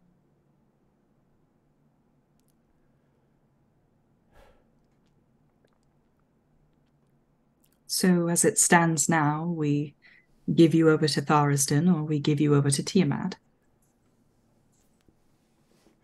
I don't particularly like either of those options, and I will admit, leaving the coin with a farmer was not the best way to submit a 2 weeks. Please don't admit to anything right now. Anything you say can and will reflect poorly on your contract. Noted.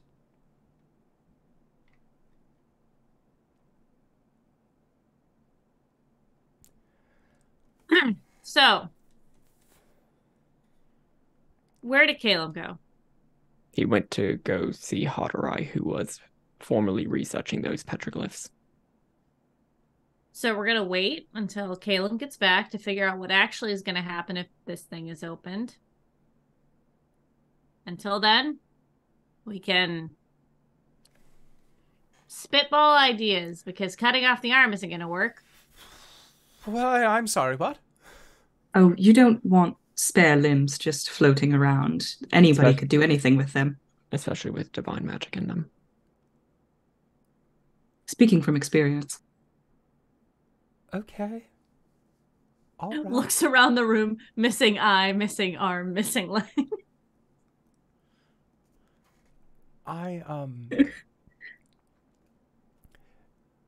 If anything that I'm going to say, and I understand that this also might reflect poorly on the contract, but if anything that I am going to say here in this space reflects poorly on the contract. Not anything you say here, just don't admit to anything that would be a breach of contract. Okay. Like, say, hypothetically, if someone were to leave their employment without notifying their manager.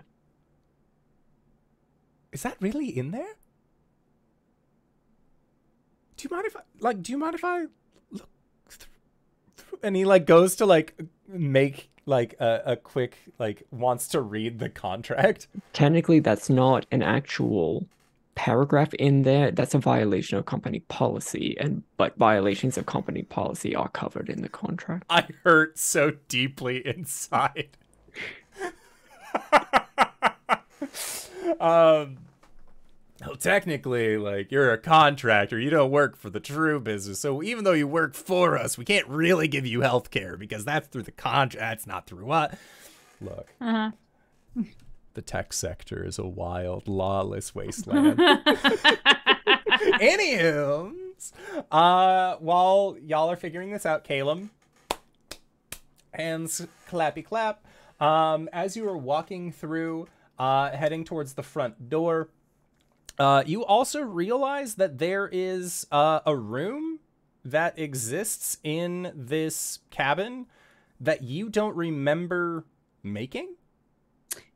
just gonna quickly open that door and peek in. It is Xiao's room.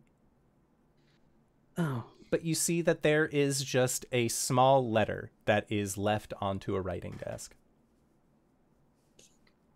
Quickly read that then? Yeah. And you see that it is a poem.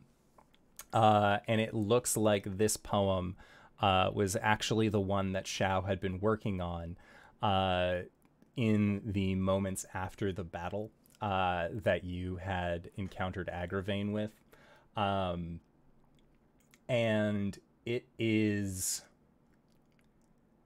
one of those things where, like, you read the first little bits and it seems like Xiao left this here as a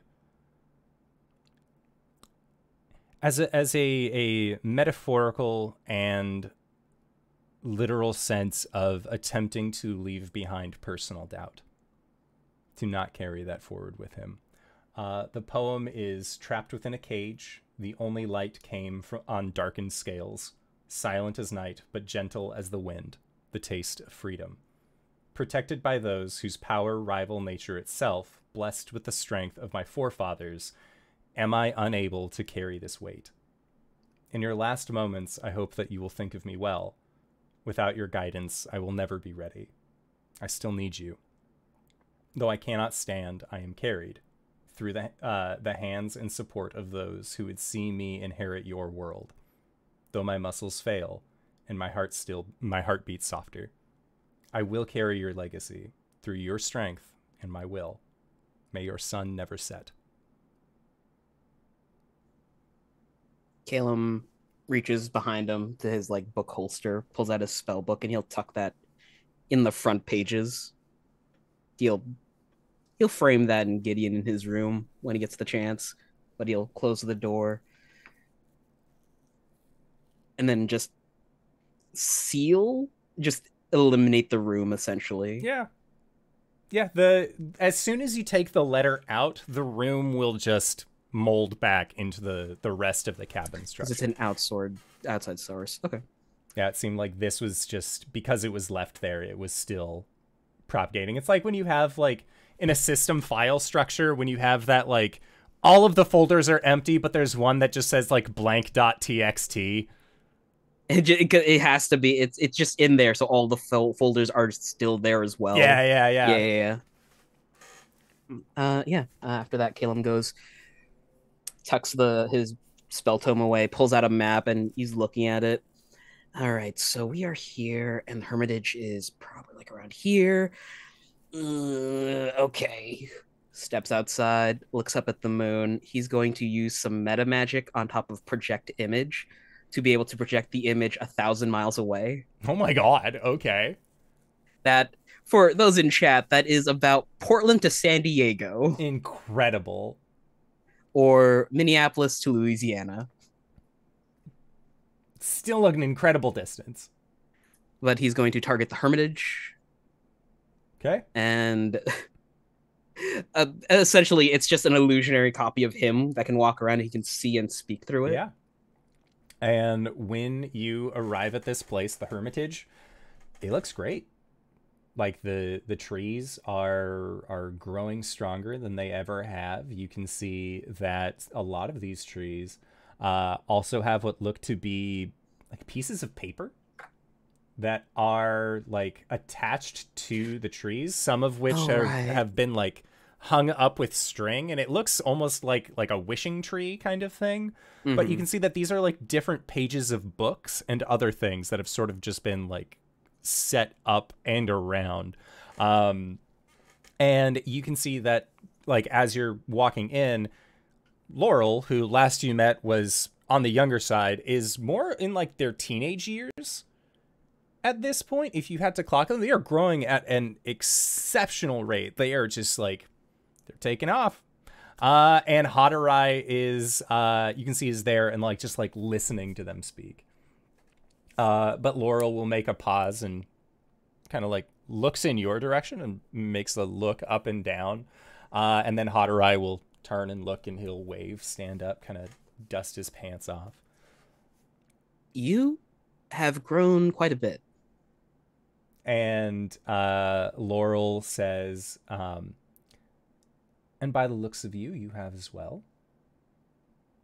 Last you met, your hair was long, and you've shaved the sides, you've got tattoos, you're a fighter now. Like, you went through a bunch of changes last you've seen Laurel. It's been months. Yeah. I'm sorry. I'm going to need to borrow Hadorai for a few minutes, if that's okay. Oh, fine. He was telling me about all of his theories regarding, well, I can't really stop him from talking. Have you tried? And Hadorai just sort of like shrugs and that, like, well, what can I say? I'm a jabberjaw. Like, sorry, Hadorai, where? Yes. No, it's very good to see you again. Sort of like what Laurel was saying, like the hair, it works really well for you. Oh, thank you. I shake your hand, but passes a hand through a tree and then passes it back out. Oh, that's incredible. Are you a ghost? You have to tell me if you're a ghost. It's not like a legally obligated, like if you're a guard, you have to tell me you're a guard kind of situation. But are you projected image? Oh, projected well, that's image. Also very... Wow, how far away are you? We're currently in Greenreach. I imagine there's like a scan line that's like going up and down, like an old like VHS tracking kind of thing. Just That is... I'm going to say this, and I mean it very sincerely. I love you and being your friend. This is great. I hope we're friends. I would think we're friends, yeah. Speaking of friends, how's Uglon doing? You know? Oh, he hasn't been back? No.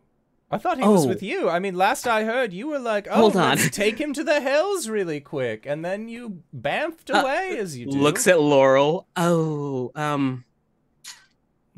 You know what? I think you should get some tea, Hadorai, because this is going to be a bit of an explanation. A few minutes later, sitting down. And so Uglon found someone in the hells and is now the father... Yeah, they procreated. I know what that is. Some of the books here are not as above the board as others would like to believe. But Hadorai felt that it was important for me to understand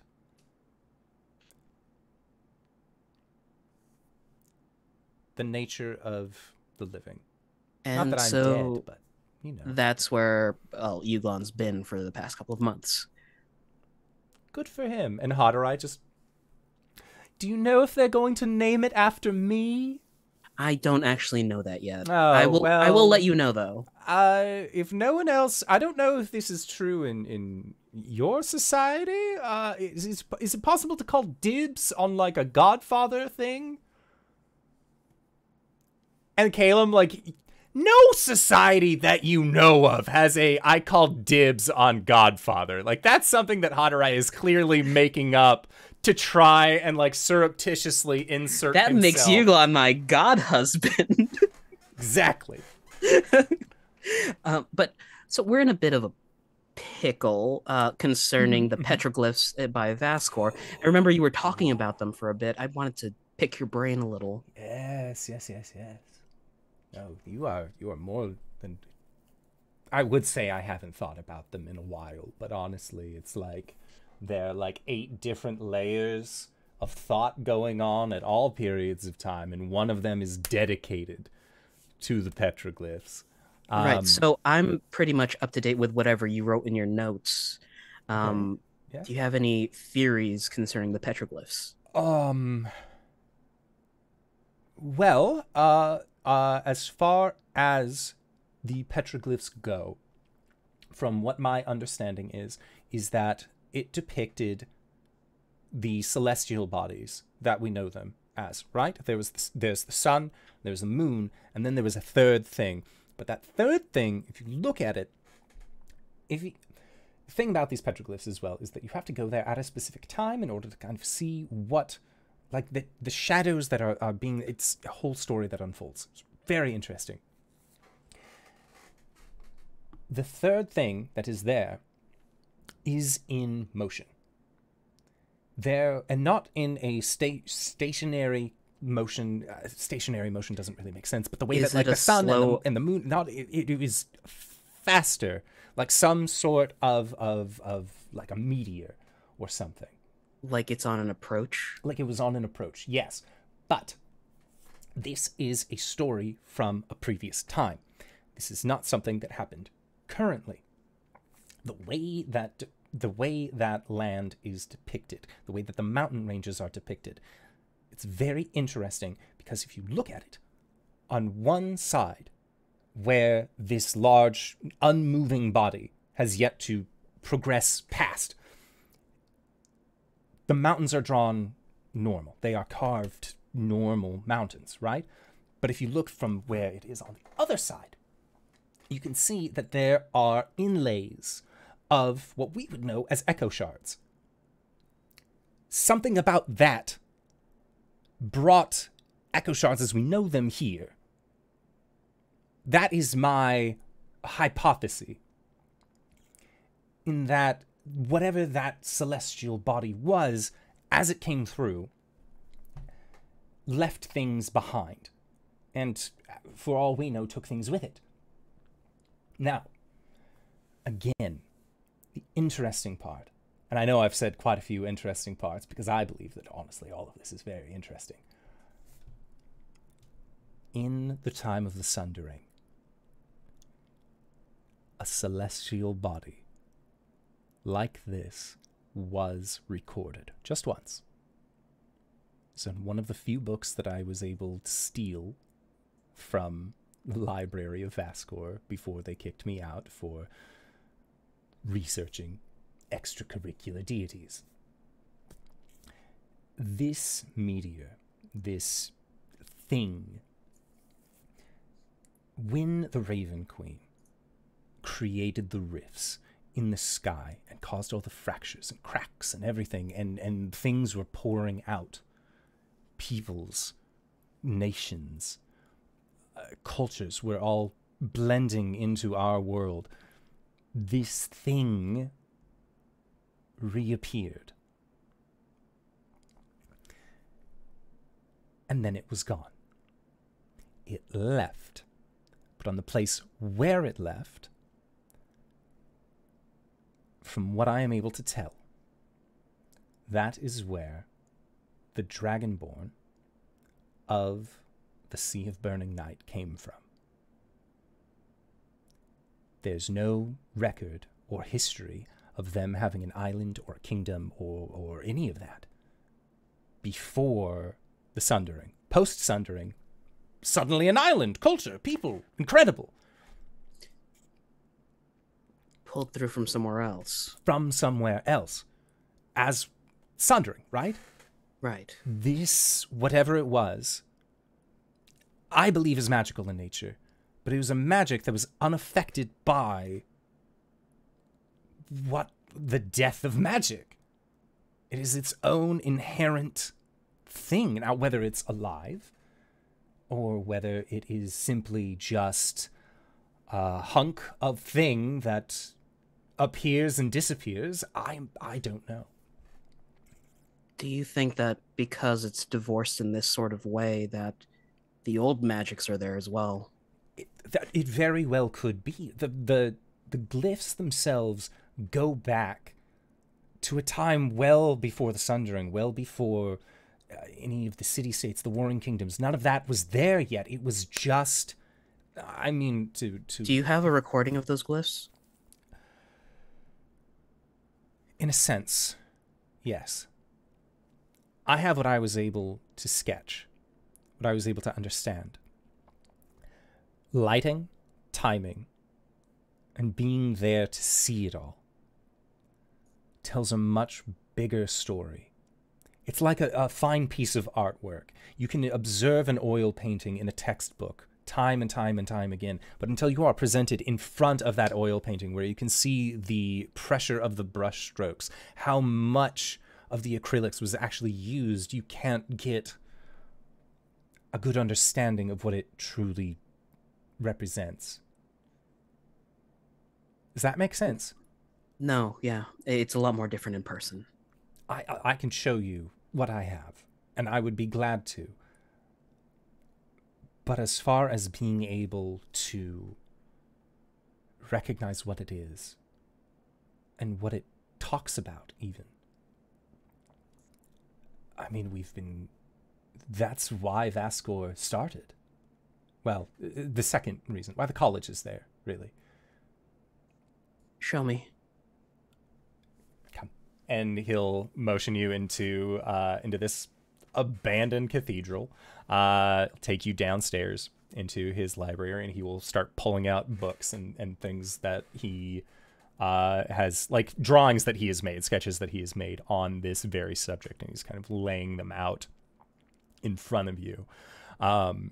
And he says, so this is what I was able to gather. As you can see here, this is, and he'll like use, it's like a prestidigitation. It's Minor very simple sort of magic. thing. Yeah, just like an illusory script, so that way he can make markings on this image, but then he can just like, I did not ruin my one-of-a-kind map to a place I am banned I didn't just from run going. through a map with a highlighter. Yeah! I didn't delete the base layer. Hell yeah. I should have deleted the base layer. Fuck. So he like circles the celestial bodies, and he says, this one is, from my understanding, the sun. This one is, as you can see, crescent-shaped, a little bit of a half the moon. This one, this kind of oblong egg ovoid shape. That is the thing. That is the thing that the thing, you know. From what we're able to see on this, there are depictions on this side here that are not on the other side. So from my idolations, that is the same thing that came through during the Sundering. Now, if you want a better understanding of maybe what that thing is, talk to the Dragonborn of the sea. I know roughly where they are. I never made it there myself. But I do know, and this is truly interesting, Dragonborn that we know of, right? Bahamut. Tiamat. That crystalline one whose name I can never remember. These are the three primary deities of the Dragonborn. Because those are the ones that they owe their allegiances to, the creation, what have you, right? It's the same with like dwarves and Moradin. Like they owe... Right. Yes. These Dragonborn do not worship any of them. They worship Celestian, the god of travelers. They are not from here. They are from somewhere else. Where that somewhere else is, I could not tell you. Maybe they have some records of where it is. Okay. Maybe the glyphs would be able to show more, but many of these have oils on the hands deteriorate rocks faster than you would oft believe. Not many of the earlier researchers wanted to wear gloves. Do you have a notation, some sort of... Can you draw one of these glyphs on the ground for me? If you remember one that's whole. Points to the map that he has. Okay. Can I read it? Is it a language of the lost thing? It's not a language. It is pictures. Like it shows, pictographs. like it's pictograph, right? Like it's pictographic in nature.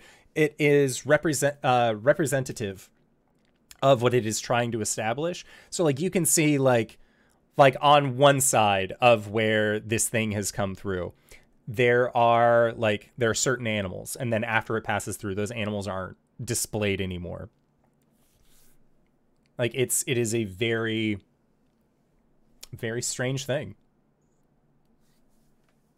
Having this in front of me now, can I make another Arcana check? Yeah, make an Arcana check.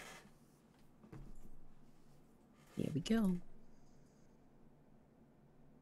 Plus that, 29. 29. With a 29, looking at this thing,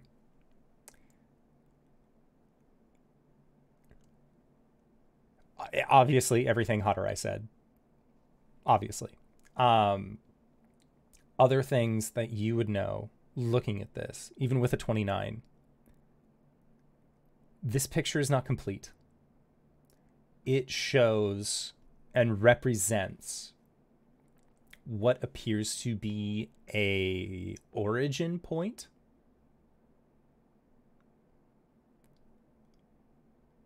And it is an origin point that you are partially aware of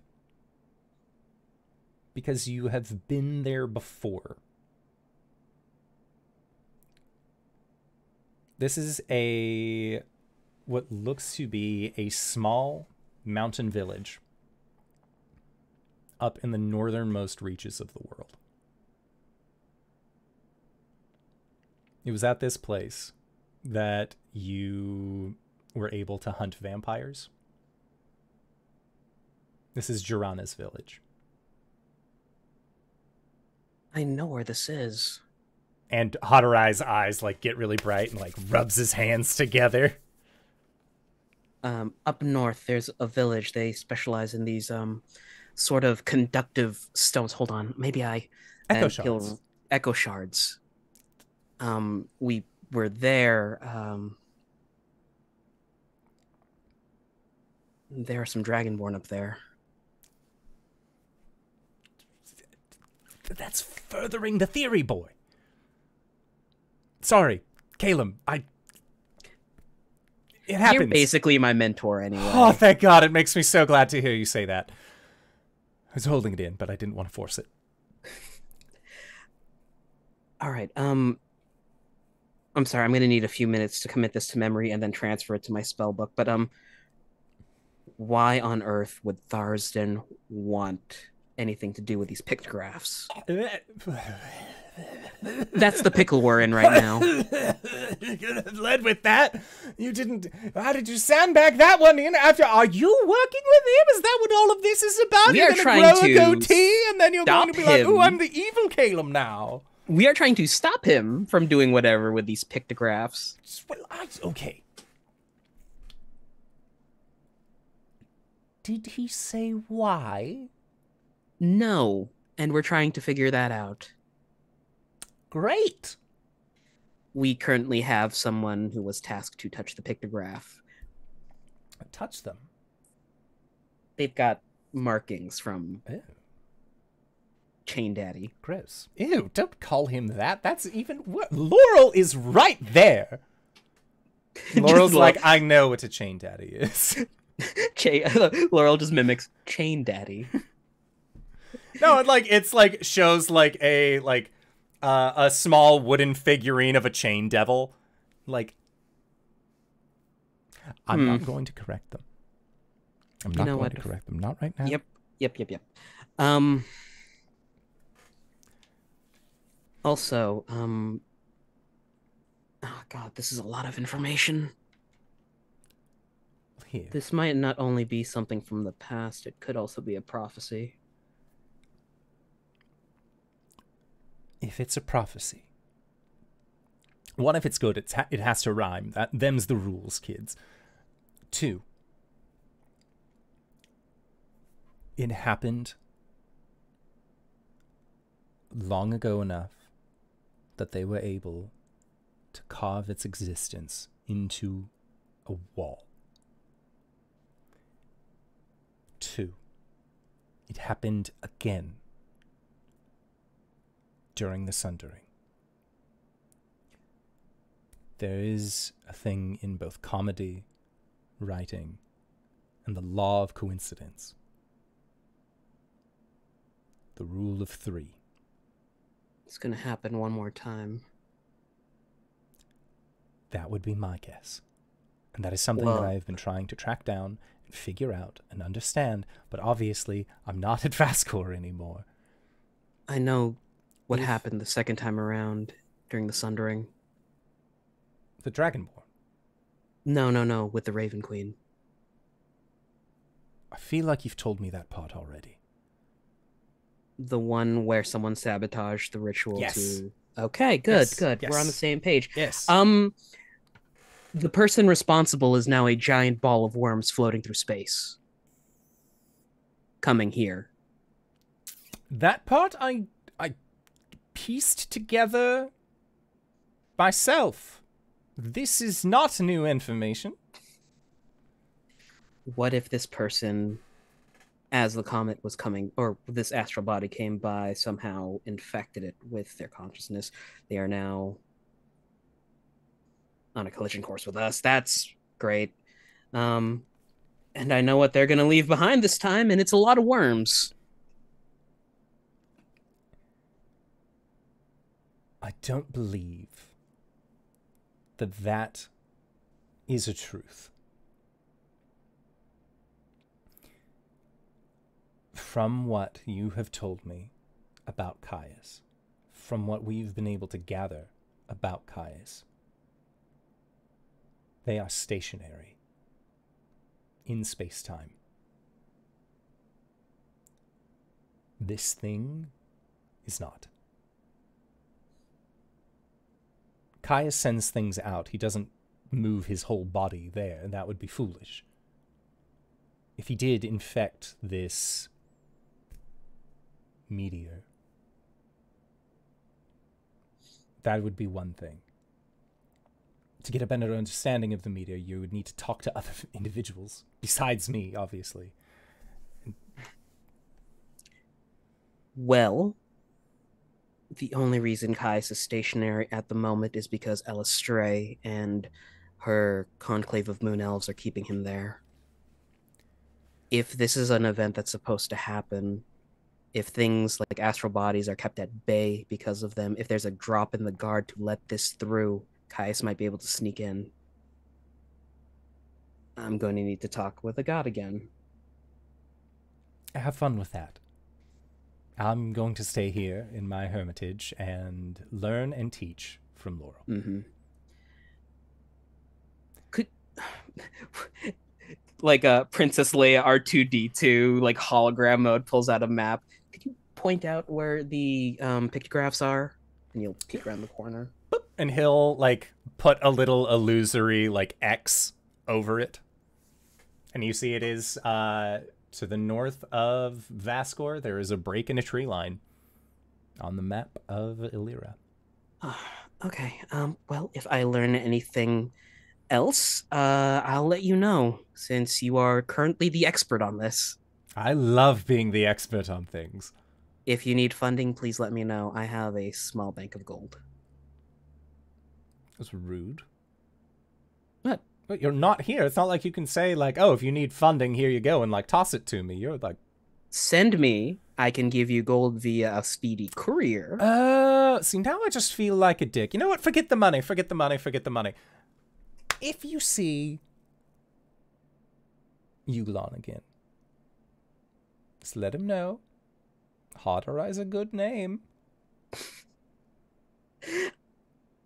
I will let him know. That's my student. Caelum will actually give him a small bow before. And as you do, back. Hotteri's neuroses and mannerisms aside, you see that in that moment he is a professor. And he bows to you as well. And says, may you learn with grace. Gods, am I trying? Okay. Meanwhile, back in the house. What is the sitch? We're waiting on Caelum to get back to Oh. report on what he's learned. All right. Door busts open, Caelum screaming, "Ah! I have learned!" Sorry. Whew. Hi, everyone. Hi. Am I interrupting? Do you have a way to clean up the god mess? Got what? What did you learn? Oh, if there's any messes in the cabin, the unseen servants will take care of it. So, exposition. And the origin point is where Girana's village was first time around, or the second time around after the Sundering. Okay, so we really don't want Phillip to touch the thing. We really don't want Phillip to touch the thing. I also really want to see what's going on with the pictograph, because there's another celestial body out there that is coming for us that is not anything Kais has sent. Today is just the day of great things that are happening. We still have to deal with Orcus. Yeah, I know. We could put this one on the shelf. I can talk to Elistray when I rest. Well, I could try to, at least. Is anyone gonna drink that?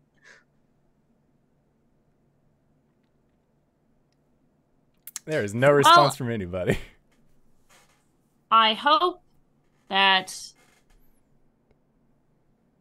whatever contract you signed doesn't have to be fulfilled tonight, because we're going to have to wait.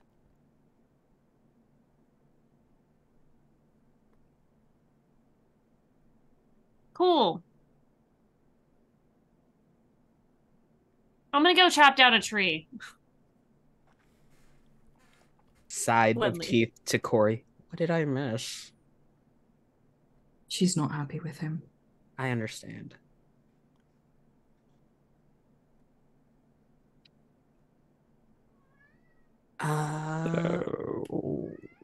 What?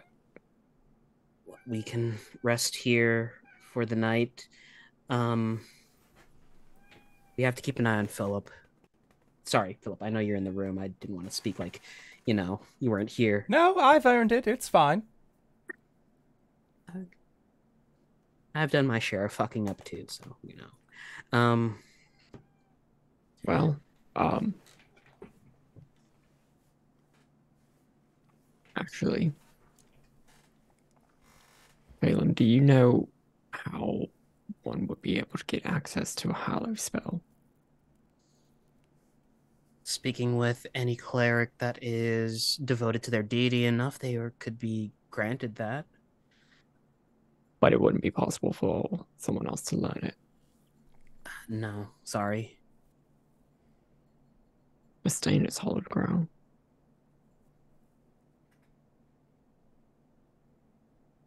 We should not. No, we shouldn't do that. I'm not suggesting that. I am suggesting that I might know a way. I have the Ring of Spell Storing. I hope it's not on your character sheet, because I still have it. It has animate objects in it, but I also have a Ring of Spell Storing. I remember we bought 2. Okay, cool. You do have 2. If I can't learn it, then hey, we can find somebody who does, or I might know someone. Given enough time, I might be able to reverse engineer it. But we could house Phillip on hallowed ground, so that whatever effects Thoriston might have might be a little bit more difficult to take hold. Do I know if that would work?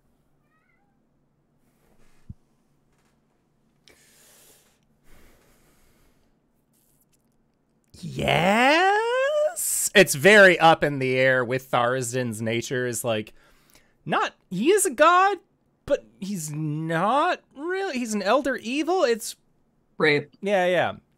Little wibbly as to what exactly Thoriston is and what can and cannot keep him out of things. But at the very least, Phillip will be somewhat protected. Yes. Right. Could be a temporary solution.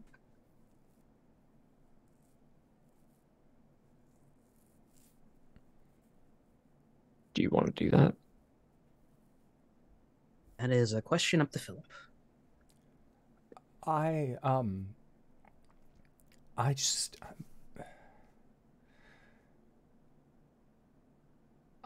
tired of whatever this is. And I trust you all enough to make the right call.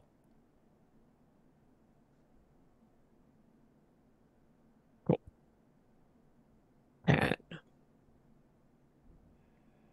looking at Caelum and Cori, can one of you posture that to Gwen whenever she comes in?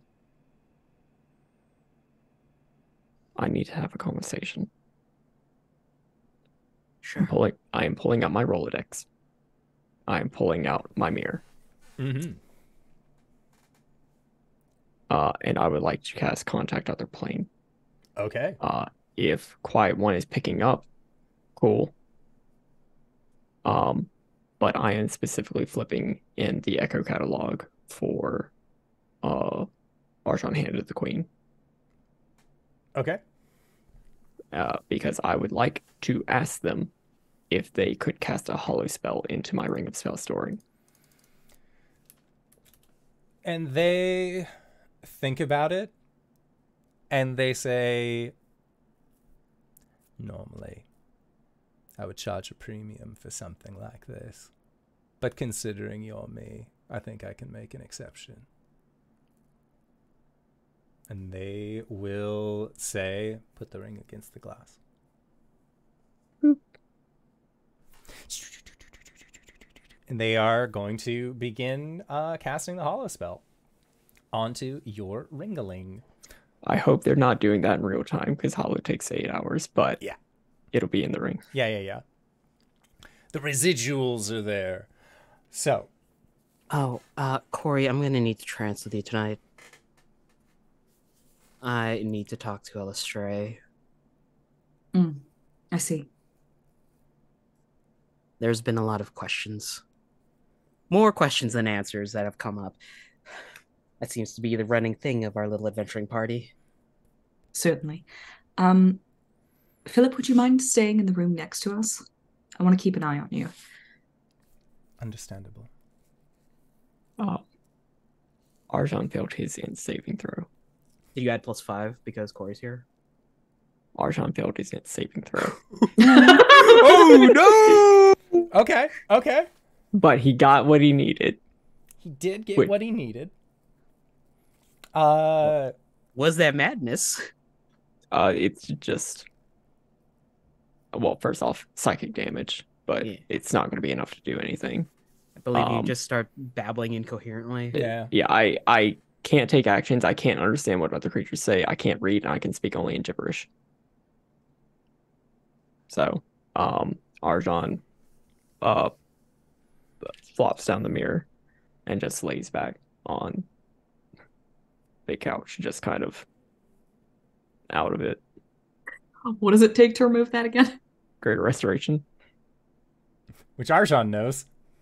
Arjhan is out of 5th level spells and cannot take actions. Oh my god, that's right. I was gonna say not right now. Can you lay on hands them and end the effect? It's a good question. I have Cleansing Touch, which ends a spell on a willing participant. This isn't like a concentrated spell or anything like that? No, it's just the byproduct. It's a residual, of the spell. yeah. Yeah. You're muted, LB. Does it go away after time? Yeah. Time after time? If you're lost, you can look. You're insane until you finish a long rest, and this is the end of Arjhan's day anyway. Yeah. It's been a long day. Okay, so speaking of which, Caelum, Cori, Arjhan is, I imagine like an unseen servant just sort of like puts a blanket over Arjhan and like puts him near a fire kind of thing. Just as like, okay, you can just Hot cocoa. Yeah, just like be warm for a little bit. Cori, Caelum, the two of you are going to be trancing.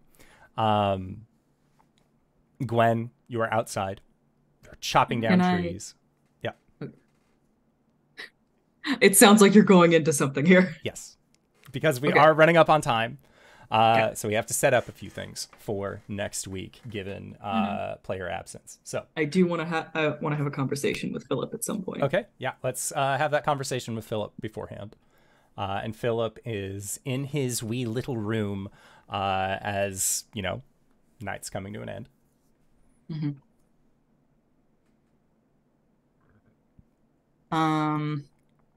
He looks sad. Before Cori goes into trance with Caelum, she says, I'm just going to need a minute. I'll be back. Sure. And she'll knock on Philip's door, walk in. Open. It's open. Oh, hello.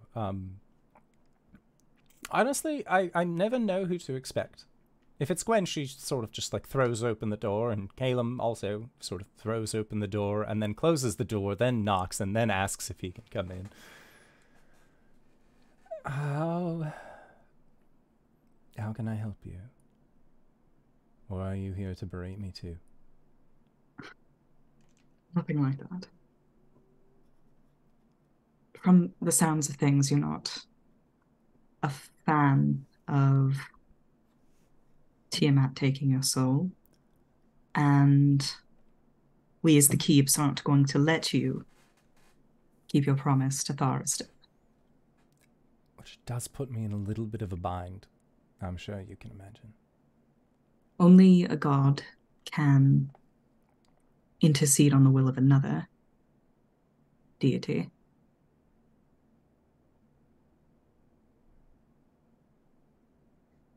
I know what it's like to be manipulated by a higher power. They press you at your weakest point. They isolate you, make you feel like they're your only option. And before you know it, you've betrayed everyone that you love. And when you look in the mirror, you don't recognize who you see anymore. If that's a way of talking about the beard and the eye patch, the lisp, I will agree, was a little bit too far. That one was hard to kind of keep up around other folks. Cori, smiles a little bit, and then looks serious again. I get what you mean. Phillip, I don't know if I can help you, but with your permission, I'd like to try. I don't know what there is to be done. As the Caelum of the Fallen leaves, I doubt there is anything that can be done, but as the protector of life, there may be something.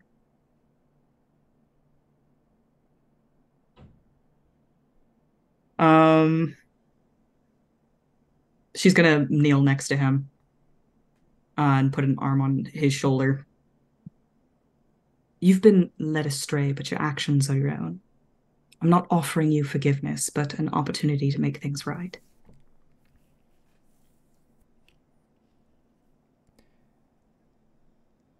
That's what I've been trying to do. I've just been trying to help. And I understand that the methods weren't exactly the best. But it's the heart that counts, isn't it? You've got it in spades.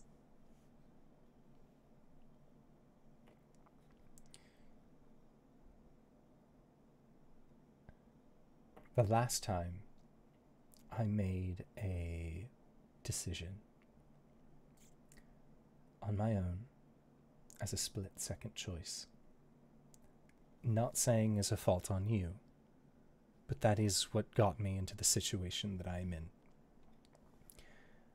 With your grace, I would like a little bit of time to think on things. If that's all right. I'm glad to hear it. She'll pat him, stand up. If you ever want to talk, Right, not just about this.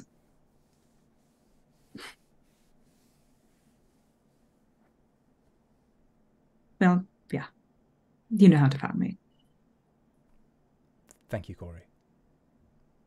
Of course. And she'll leave. Okay. And head into Caelum's room. Begin in the trance. Begin in the trance. Meanwhile, outside, Gwen. you exited the mansion. What is Gwen's emotional state? What is she in right now? It's the inner rage. She's trying so hard to just keep all of that. Like, she doesn't want to say something she doesn't mean. She doesn't want to, like, snap at anyone. So she's just gonna go out and, like, probably go, like, 60 feet away. Maybe a little bit further so that it's not gonna be loud, because she's just gonna be wrecking trees. Because that's how she is gonna deal with this anger right now. Okay. She is very much so like, what fucking world does he think that I want to be rescued? And I get that he wants to help. It's fucking great. Cool. Awesome. Not the fucking way to do it. I mean, like, I don't make any decisions. I our group at all, because I don't understand them. Because I understand that I don't understand them, so I can't make the and have I married an idiot? Have I just married? Oh yeah, he has a good heart. Fucking great. It doesn't help if he's dead. Like, what? I understand. I understand that I did a very similar thing, but you know what? I did it in an intellectual way, and I stopped before I made a fucking deal with him. And she's just like, yeah, and this is like, as you're like chopping into these trees and you're felling them and then going through and just like delimbing, like you are making logs, like you are making fucking rounds right now. This isn't just like, oh, I've laid waste to the forest and leaving it at that. No, this is like, the more shit that you can just take down with your axe, the better. And as your, like, that inner rage is just like kind of boiling out, you start feeling, and this has been happening ever since you left the building, is that it has started a light drizzle, and now it is raining a little bit harder. The clouds have darkened and are heavy over you.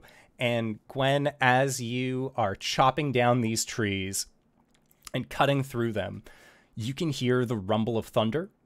And as you are chopping and cutting, like, through your rage, you can see that this forest is being lit up by lightning that is like coursing through the heavens above you.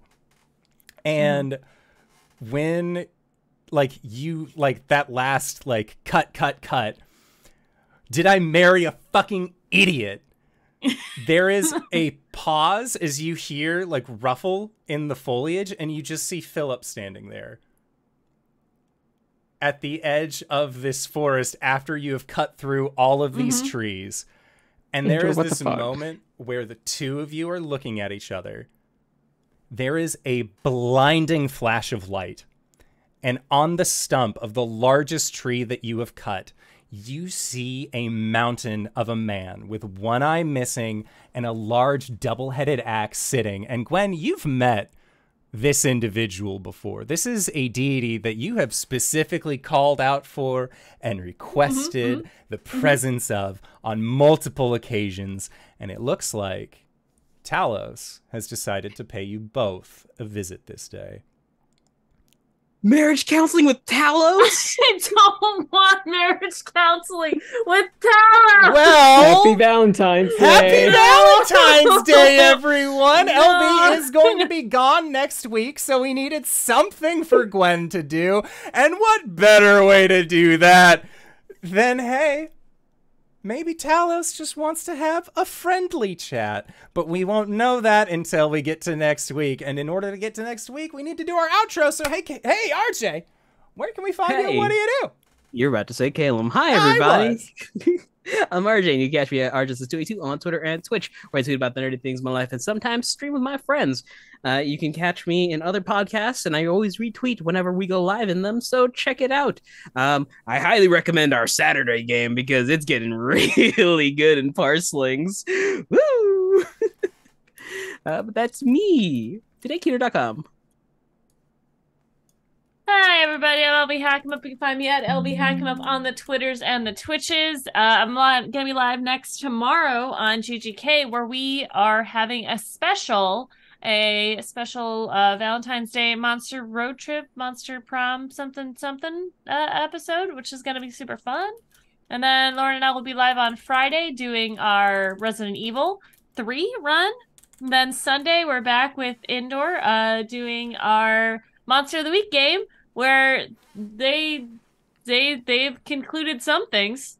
There's more questions than answers in that one, too. Figures that the girl who would like me ends up being a demon. Look, the internet says a lot of things, okay? Yeah. I'm just saying. Hashtag not all demons. Hashtag not my demons. Succubuses are cool. Nakina.com. Hoi, I'm Cyber. You can find me on... Is Twitter still up? It's there.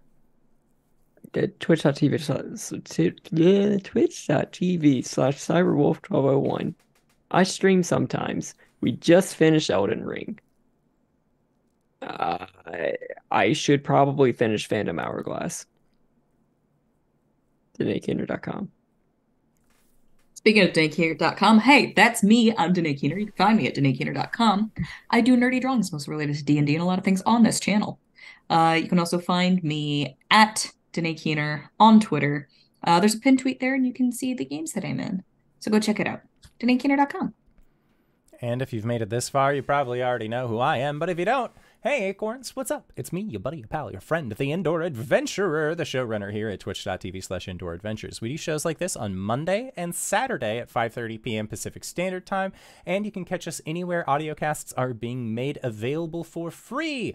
We are there under the same moniker, as well as, obviously, at youtube.com/Indoor Adventures. But speaking of /Indoor Adventures, we are going to be going into our Patreon-supported after show called Nights in the Courtyard, where we answer questions not only from each other, but also from the community. So if you have any questions for myself or any of these other fine folk, feel free to join us again at patreon.com/Indoor Adventures, or you can join us on the Discord. The link is in the Twitch chat to the side, or in the description of this video or audiocast down below. But with that, I would like to say once again, thank you to everybody who decided to stop by. Thank you to these incredible players for putting up with my bullshit once again this week. And we'll see all of you guys next time. All right, everybody. Bye-bye!